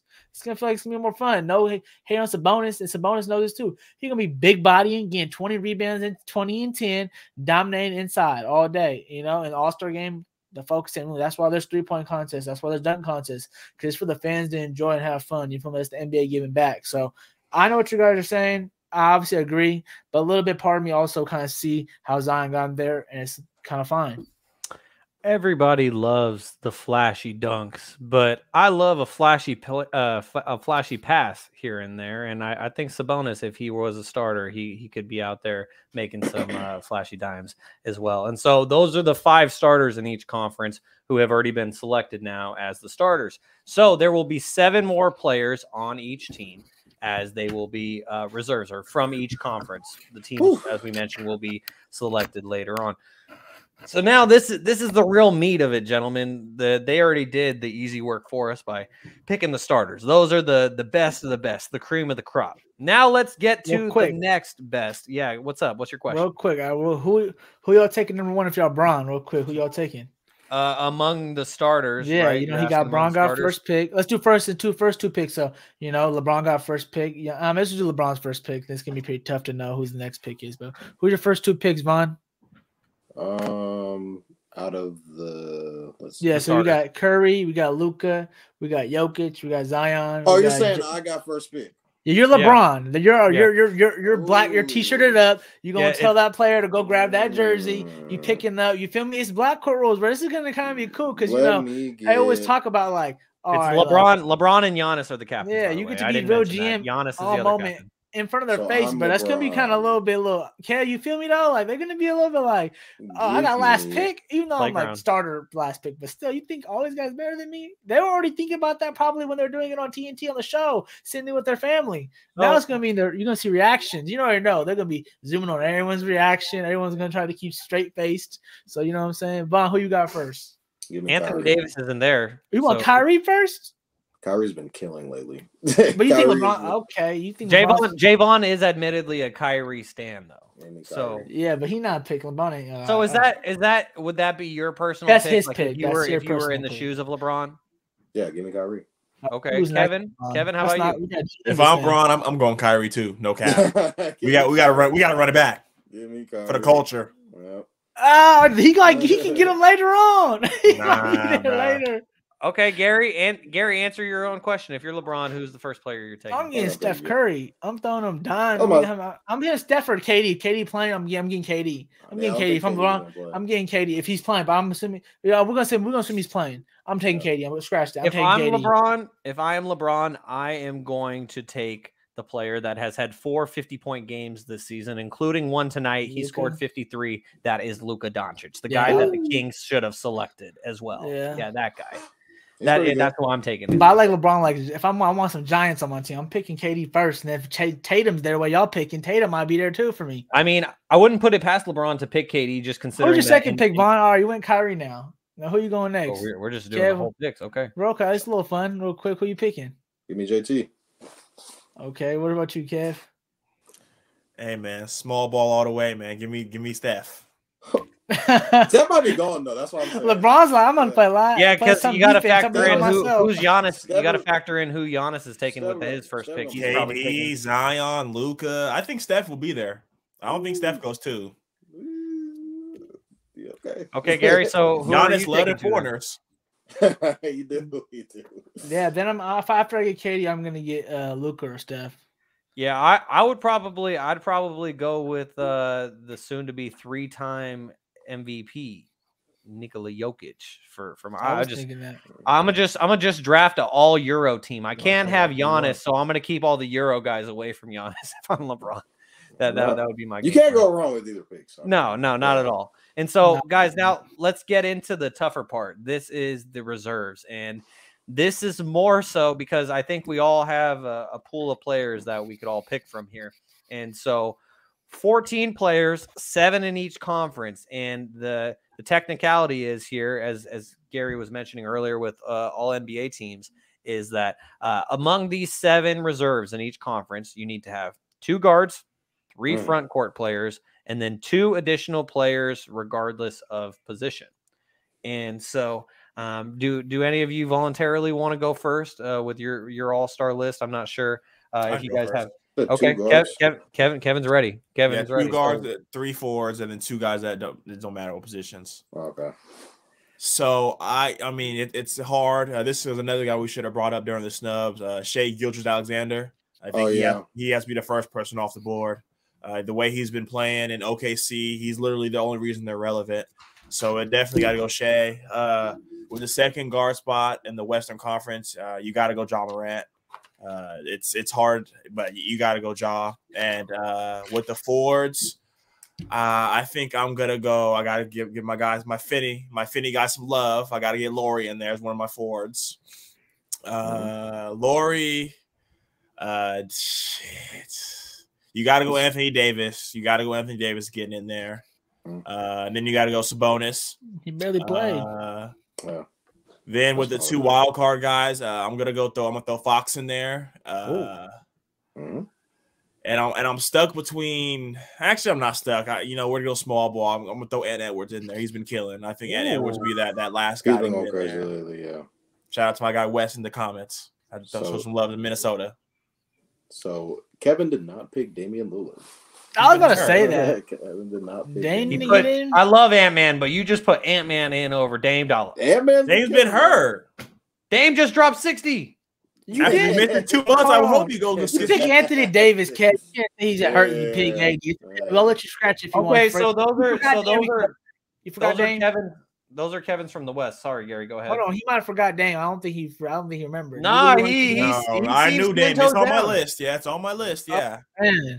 All right. So no Dame, no Book. Okay, so that's Kevin's West reserves. So now, Gary, you want to give us your West reserves? Yeah, I got Sabonis. I'll go guard first. I'm gonna go Morant and Lillard. All right, then I'm gonna go. Hold on. What's up, Kev? What's up? You got to finish it first. I'll all right. Yeah, let him finish. Let him finish. You got 5 more. Then I gotta go 3. We call it 3 forwards. So I got Sabonis. I'm gonna go. That's what thing. I gotta go marketing. God, I gotta go marketing. You do. Yeah, I gotta go marketing. Yeah, you do. And I'm going to put in. This might be a shocker for you guys. I'm gonna put in Paul George. Oh, I'm putting Paul George. Gary, you talk about guys not playing. Okay, they're in the 4th seed, and he actually played more games than all the other players. Kawhi's the one that's been out. Kawhi's the one that's been out. All right, anyways. All right, last and don't forget, we're gonna throw in Fox in there. Don't forget, we're gonna throw in Fox in there. And the last pick that we can just throw anyone in there. This one's really tough. I want to put McCullen. I gotta put SGA. I'm about to say, okay, if you didn't have SGA, Kevin was gonna go after you. SGA gets him in as a guard. Shai, I put him as the first guard. I put Fox as one of the wild card guys. But bro, they're in the 11th seed. Man, he's averaging like 30. The 10th seed. Yeah, I know, but someone got to average 30, bro, on a second team. I mean, he's doing great. Just don't get me wrong. He's 36 and 5. He's killing it, man. But McCullen, bro, I really want to put McCullen because he'd been keeping the team afloat with a lot of injuries. But we're gonna give to SGA. He deserves it. He's been killing it. Okay, Jaevon. So now it's on to you. Who are your 7 West reserves? So Shai is gonna be the first guard. Ja, second guard. 3. The forwards are a little tough this year in the West. There's not that many deep ones. Let me go to my bigs real quick. Sabonis and Markkanen. So that's 4, right? Mm-hmm. Yep. I need another. Another forward. Another forward. Yep. You need one more forward before you get your 2 wild cards. I'm just gonna skip that, and we're gonna say Fox is the all-star. My 2 wild cards would be De'Aaron Fox and Damian Lillard. So my forward would be. You get your George, Edwards, AD. Oh, give me He's not a forward. He's not a forward. I'll put him in as a forward. How tall are you? 6'4"? Who? We're just making up stuff. Edwards is not counted as far. I just name names. Edwards plays small forward. The only reason why I know that is because I have him on my fantasy team, and he has small forward eligibility. Who are the forwards, Kev? Give me the forwards. In the West? Yeah. Edwards, I think, counts as a forward. I'm not gonna lie, but I know, like, West, visually, we he don't look like have one. off the bench. We have AD. You could have went Wiggins. You could have went Laurie. You could have went. I said Laurie already. Sabonis. Aaron Gordon hasn't been mentioned. I'm not gonna lie. Aaron Gordon, hell no. But I just said he hasn't been mentioned, bro. I just said he hasn't been mentioned. Yeah, give me Ant-Man. Give me Ant-Man. Yep, that's what I got. Who I leave Someone off? from Phoenix, man. I don't know. We don't speak of them on this podcast. Phoenix. Denver should get 2, but no one's really been. It's only been So far, so I'll just say mine real quickly because it's very repetitive of all of you guys. So I got SGA, Ja, Lowry, Domas, Ant-Man, Dame, and Fox for mine. That's a lot. You got the same thing as Shaun, right? Shaun, you got the same thing? No, Gary, you. I got George. Paul George. Yeah, rather than Ant-Man, you said PG-13, Paul George. But yeah, I think that's crazy. Y'all talking about, and y'all picked injured players too. Yeah, all 3 of us. Jaevon, I think Jaevon, Kevin, and myself all have the same. Yeah, we all have the same. Well, actually, no, excuse me, because Kevin has Anthony Davis in there, and then Kevin said Anthony Davis. Yeah. So here's the official West All Stars. You didn't have Laurie in there. Yeah, that's crazy. No, he did. I did have Laurie. He had Ja, SGA, Lowry, AD, Domas, Fox, Ant-Man. 7. Oh, okay. What game are we at right now, guys? Oh yeah, it was because Kev left off Dame Dollar. That's what it was. Yeah.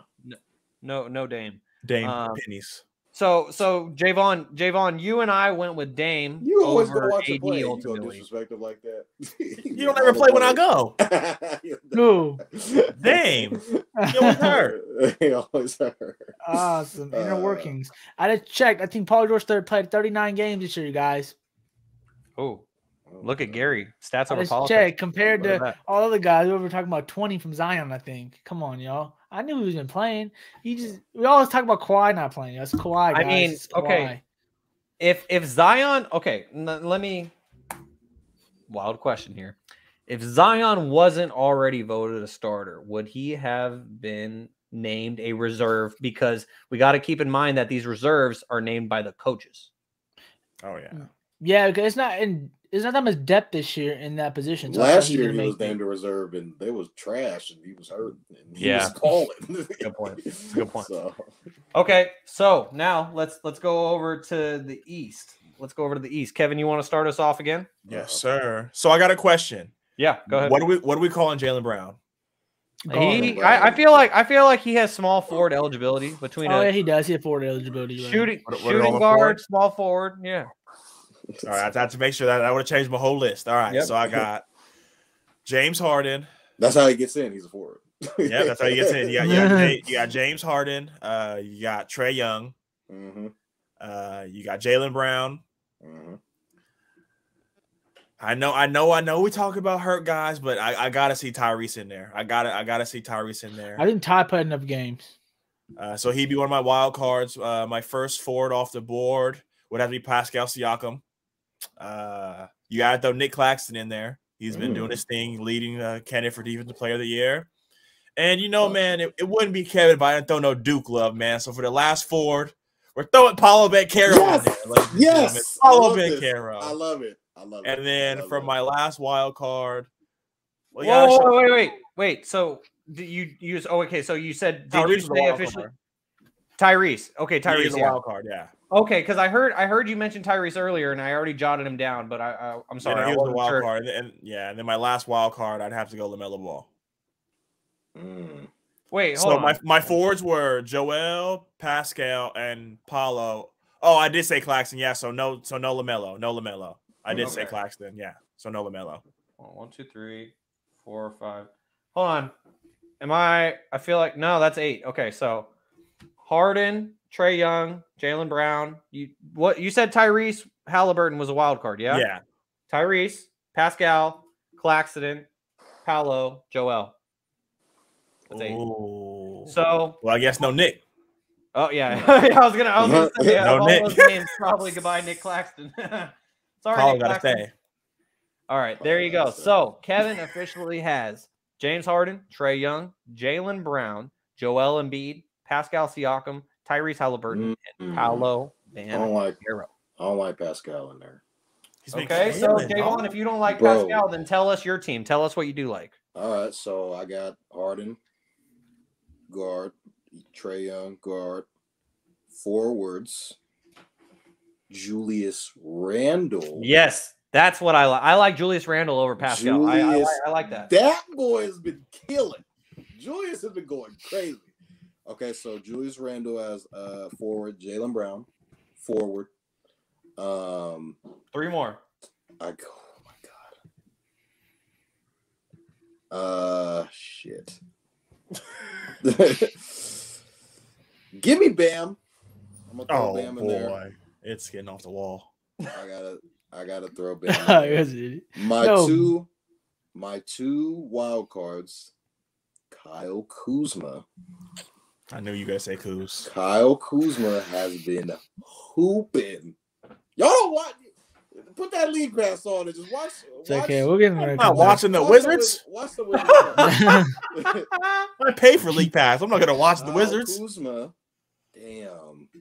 Give me Paulo. So I got Paulo is not making it, bro. Y'all disrespecting 20 we all got our own list, dog. We all got our own 20 and 31. What are we doing? I'm not here for no Paulo disrespect. I'm not here for no Paulo disrespect. He's good. Even though Jimmy might, he's great. Jimmy he's very nice over him, but I think Paulo gets him. He's been hooping. All right, Gary. Let me hear this. Let me hear what you got. Nah, I just don't like roaring too much. Like I'm looking at the standings, I'm like, bro, these guys are so out of it, bro. Are you picking these guys or not? Anyways, Gary, weren't you the guy that just said that they just picked Zion with a terrible record? Hey, Sean, but that's starters. Sean, the fans actually have a vote for that. The fans have a vote for that. What's up, Vaughn? Change my wild card. I got Halliburton over Paulo. I love it. Halliburton the whole time. Hold on. Halliburton over Paolo instead of Halliburton over Kuzma? Right. Kuzma's been hooping. Kuzma was the best player on his team. Beal didn't even make it. You didn't even put Beal in, but Beal shouldn't even make it. Bill been hurt. Yeah. Kuzma Anyways, been all right, hooping, bro.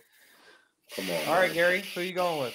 I'm gonna go forwards first. All right. I'm gonna go. You said who? My fault, Gary. I'm gonna go forwards first, y'all. I'm gonna go forwards first. All right, I'm gonna go Embiid, obviously. Randall. All right. Bro, Julius, New York love. Serious? Right, they're the 7th seed, bro. They're over 500. Bro, he has been killing. Julius has been killing. I would have rather Jalen Brunson than Randall. I was thinking Brunson, but I'm gonna give it to the big man because he's already been proven as a leader on this team. And I'm gonna give it to Brown, obviously. So that's my 3 forwards. All right. The 2 guards, James Harden, because they've been keeping him afloat, and Tyrese Halliburton. Oh, okay. We love Ty out here. We're gonna keep Ty on there. Ty just checked too. Ty has missed, obviously, he got injured about I think 2 weeks and a half ago. I just checked or something like that. So he's not too much out of the game range for us. About to come back, yeah, exactly. He's not too much out of the game range for us. So he still should make it. And we got 2 wild cards now. The wild cards, I'm having a very tough time because y'all been saying Trey. I keep saying Trey should make it or not, but I just been like, Trey's been open. Trey's always scoring. He's always gonna score. He's just Mr. Scorer, bro. You can't stop him from scoring. He's a sniper.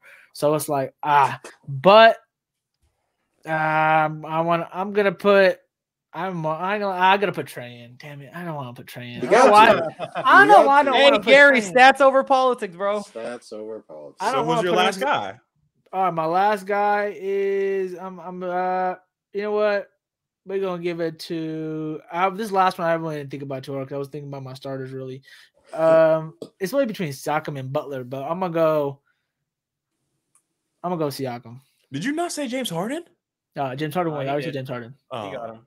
Yes, James Harden. Harden's in there. So Gary officially has Joel Embiid, Julius Randle, Jaylen Brown, James Harden, Tyrese Halliburton, Trae Young, and Pascal Siakam. That sounds like a bullseye. I ain't gonna lie. That sounds like how a coach is gonna be thinking. No, Paulo, man. You want to choose the coaches? I'm not gonna lie. You were missing a big one. We didn't even say he might make it. Is Jared Allen? I'm not gonna lie. Jared Allen Nick might make it over Jared. Kuzma. No, Jared Allen might make it because. All right, moving on to Shaun. We're getting out of hand. All right, so a lot of repeats again. Harden, Trae Young, Julius Randle. I mean, I can't believe it took me this long to say this man's name. Joel Embiid probably should have been a starter. Jaylen Brown, Tyrese Halliburton, and this last one, I'm the only one to say it. I would have gone with Bradley Beal if he was healthy, but he's not. Jalen Brunson. Okay, I can dig it. I can dig it.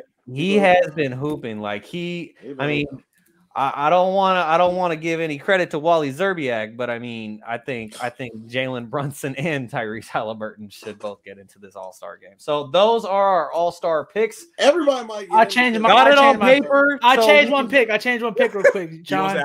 Bro, he's already wavering. No. I just did my research real quick. I didn't do too much research between this topic. I would take out Siakam, bro. Take Siakam out. That was a bad pick. I ain't rewarding no winning team. I'm putting Bam in. Bam's double right now.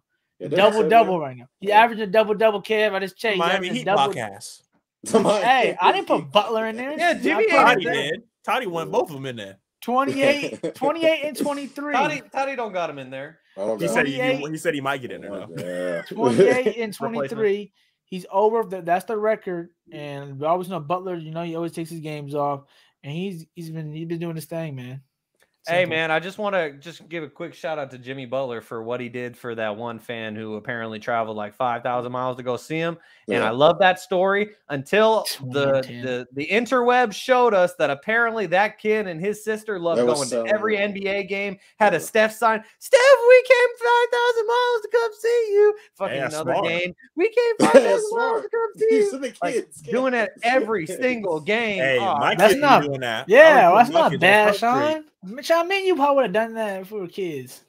My kids will be holding those posters. Shaun, I probably think you were a kid outside you were holding a sign outside wait till leaving Arco with your sign when they're leaving with the cars. Vlade leaving in his car. The reason why I called this foul is it's like every single game you both have different jerseys on. Like they are. He shouldn't have been crying. That's the thing he shouldn't have made about. There's so crying. I don't know. Yeah, crying. I didn't get to see Jimmy. That's why. I don't know if you guys saw. Idol is Jimmy Butler. Hey, hold on now. There's Miami Heat lovers out here. Did you guys see? I mean, Jaevon knows. I used to be. I used to be all about the Miami Heat culture during that 2020 finals run when I had to be the antagonist to his Celtics. I was high on that Miami Heat culture.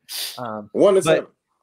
Yeah, but like did you guys see that clip of Russell Westbrook walking into like some type of building and there was a kid like, Russ, please, I'm your number one fan. Can I get your autograph? And he totally just ignored him. But like there was some people on there after saying like, yeah, that kid was likely there with like a dad who was selling all the autographs. Cause like there's people out there who do that nowadays. And it's like really unfortunate because it messes it up for the genuine kids who are just trying to get an autograph. 1,000%. There'd be people with all their stuff trying to get everything signed.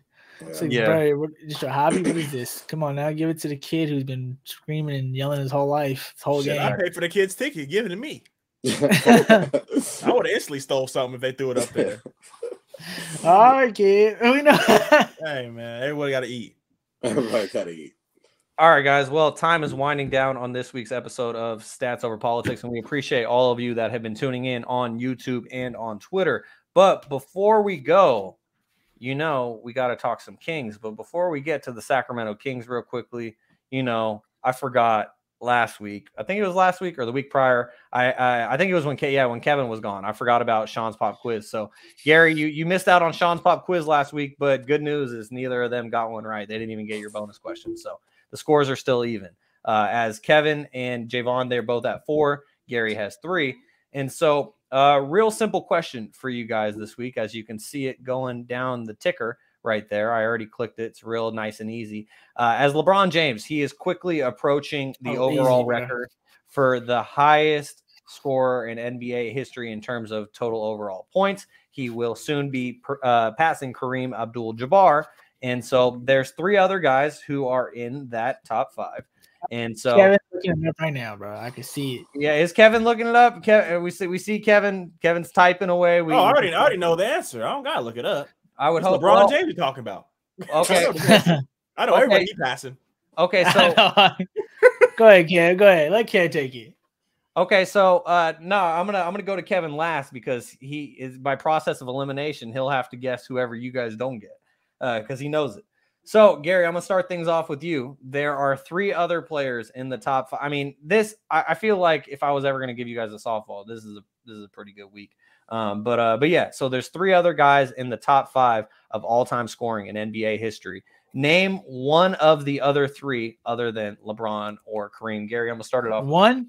Yep, just one. Just one. Oh, we can do Kobe or we can do Malone. I'm looking for one answer. Kobe.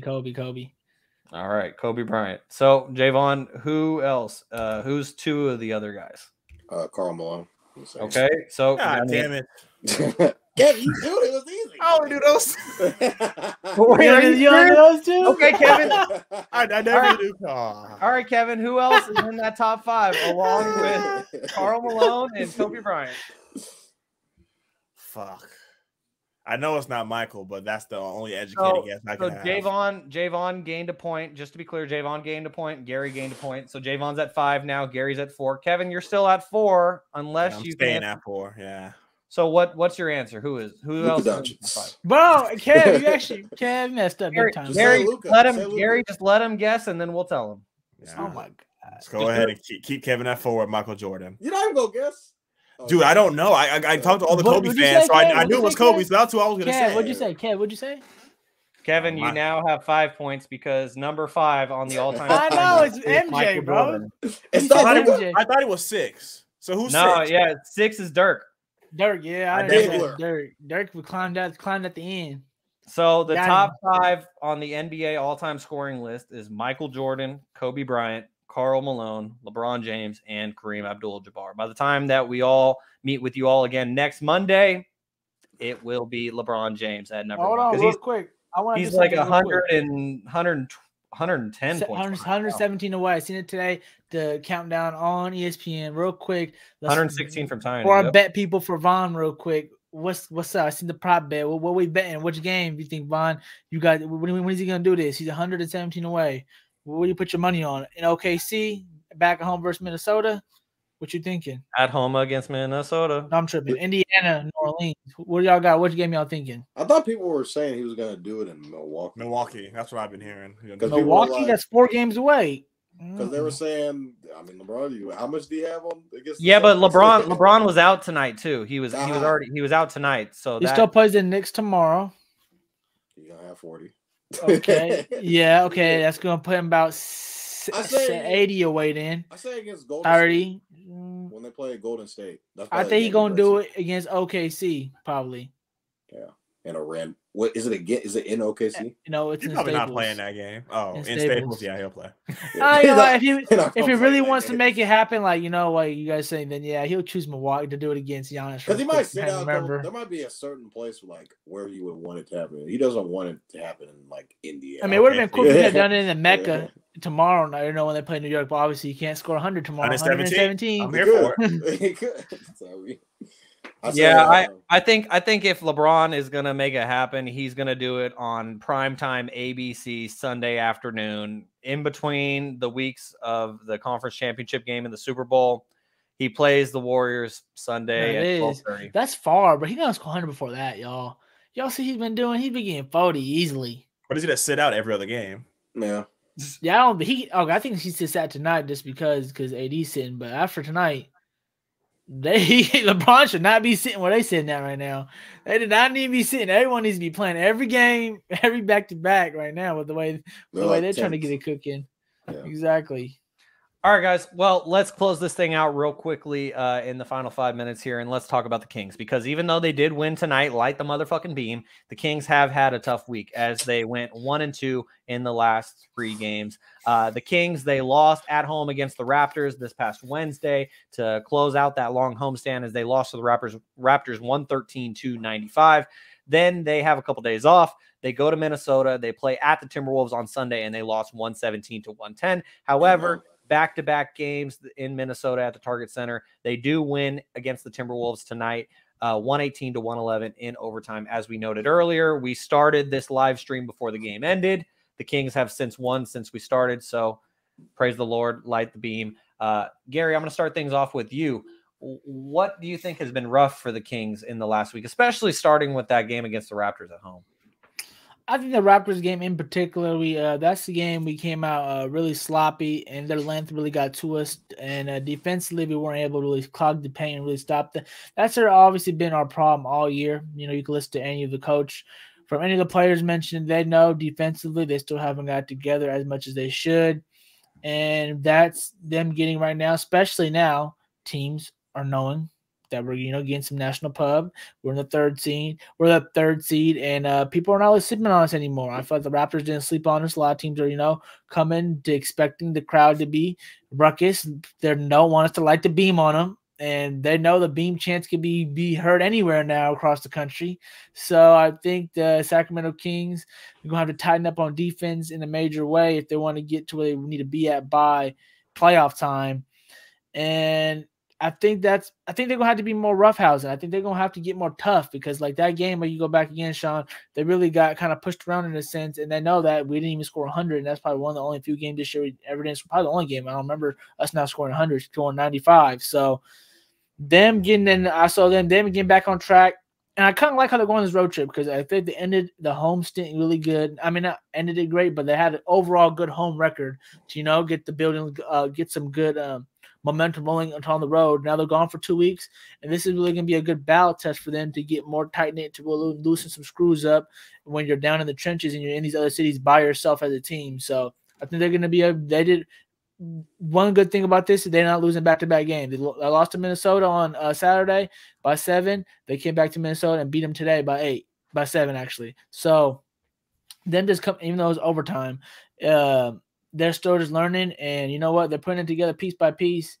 and slowly but surely, I just think defensively, man. Offensively, we know we can hang with anybody, and Mr. Fox is just clutching it. He's about to get this clutch word at the end of the year for sure. He's been killing it, and him and Sabonis, I still can't know who's the best player on the team. It's like Sabonis is like the engine, but then again, Fox is the guy because he's homegrown. He's the guy. He's a slasher. He's the one who kills, helps in the fourth quarter. So I love how we got a 1-2 punch.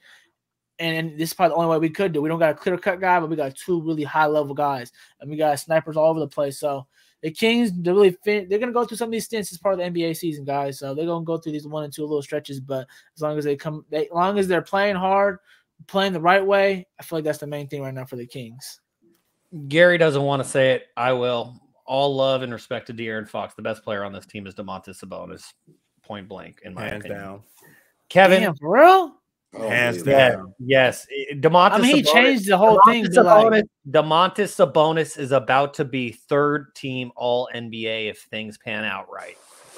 Sure. But if he did not have De'Aaron, it would really be tough for Sabonis, as we could see him in the Indiana Pacers uniform. He was still a 2-time All-Star when he was with the Pacers. Hey, what's up to the pup? Yes, sir. He made his weekly introduction. What's his name? Remind me what his name is. Blue. What's up, Blue? How we doing, boy? Blue says about time. Yeah, Dad. He's like, I got a bathroom. yeah. All right. So yeah. Kevin, did I get your thoughts on the Kings yet? No, you did not. But I can. Gary stole everything I was going to say. The biggest thing for me is that Toronto game. We just got to learn how to defend. We can't have Precious come off the bench and give us, I think, 19 and 8. That was huge. And then the last night game against Minnesota, we just didn't have an answer for Ant. So I feel like we really focused on big men defense and things like that. But I feel like it's going to come down to the guard play. If we can't guard a door, it doesn't matter how many points we can put up.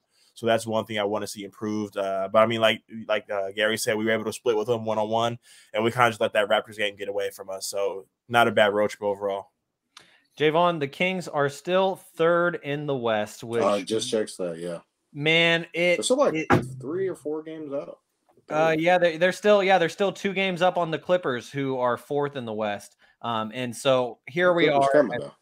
Yeah, they are. So here we are, as we're 2 days away from the month of February, and the Kings are 7 games above 500. Oh, how does it feel, guys? Soak it in real quick. The glory. Come on now. Oh my God, yeah. Because when we do this pod next week, it'll be February, and hopefully the Kings are still 3rd in the West. But yeah, Gary, I think you said it right. We gotta soak this in and enjoy it, and everyone who is watching, and even like the fact that the Kings got a slam cover for the first time in over 20 years. Oh, that was crazy good. Sold out like instantly. I was gonna wait until the end of the day to buy a magazine, and then I just totally messed up because now they're all sold out. All sold out. I wish until the next batch come up, but you know, you get them next time.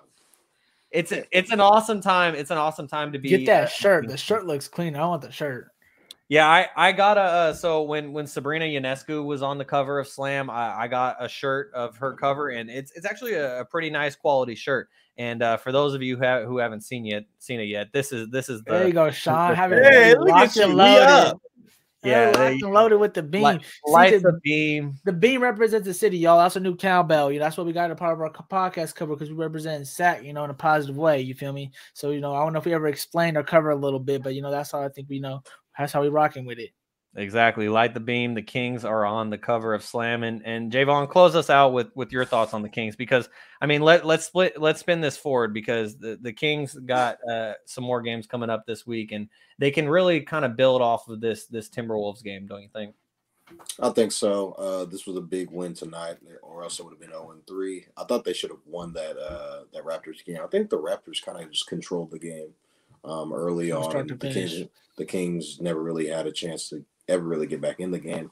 And then going on the road to Minnesota, Ant-Man was coming off of a great game against Memphis prior to this Kings game, and it kind of just transferred over against the Kings last night. And then tonight, albeit, good teams figure out to win on the road, and I think they just need to kind of just have a great week. Starting out with the win on a Monday is always good, and then hopefully we'll kind of just flow into the rest of the week. I think, De'Aaron played well tonight, getting the job done in overtime, and, Kevin and Shaun think that Sabonis is the best player on this team. I think it's still De'Aaron, but I think he needs Sabonis, obviously. I think it's 1A, 1B, like the true 1A, 1B. I'm not gonna lie. The trade needed to be done. It was good for both sides, obviously. When you have 2 guards on a team, it's kind of going to be like, whose team is it type thing. But at the same time, I feel like with Sabonis down low, being able to just be a double machine, and being able to pass out of the post, it kind of works for both sides. I think I think what they should do is play through De'Aaron, and Sabonis is going to get his regardless. So I think the Kings will have a good week this week. Shaun, who do the Kings have coming up this week? They should play through Sabonis.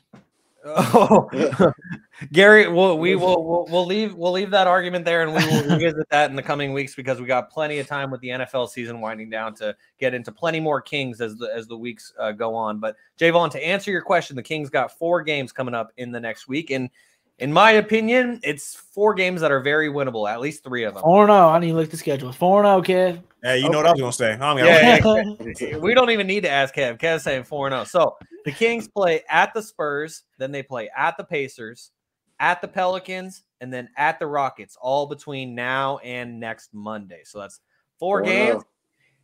So Kev, I know I can already write down for you 4-0. Jaevon, I'm going to switch things up this week. Kings are going 4-0 this week, baby. That means they're going to probably go 0-4 because I said that. Hey, 4-0.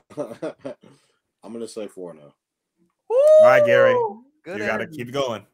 I'll ask you. I was going to I was actually gonna say 4-0. Oh. But I know I'm gonna say 3-1, so someone could be a little regular here. Because I was thinking maybe the last game. I'm usually that person. You know, in Houston, the last game on the road trip, you might have fun. You know what I'm saying? At the little club here and there, and the road trip type of thing. But, They got 2 games. 2 games locked in. If they were to lose the game, it would be to probably Indiana. Pelicans. Indiana plays. Yeah. To be honest, it's all good. Like shit lately. Or yeah, Indiana. But you know what? Our guys are family men and they're locked into the game. So you know what I'm saying? We follow. When's the trade deadline again, Kevin? February 9th. I was actually wrong on the 9th, not the 10th.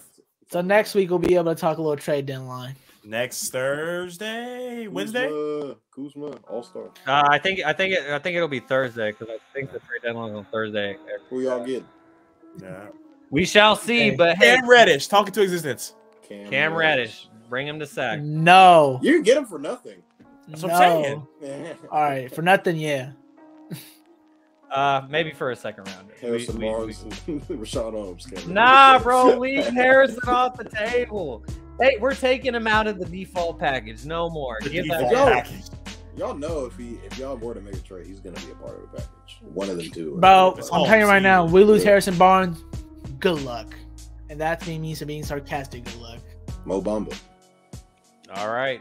There you go. Gary said it. Good luck. We shall see. But one thing we know is we will catch you on YouTube and Twitter next Monday, 7 p.m. Pacific Standard Time. If you're tuning in on Spotify, Apple, any of the podcast feeds, check us out every single Tuesday. Stats a review over politics. Yeah. Give us a review. 5 stars. We appreciate you guys, and we'll catch you all next week.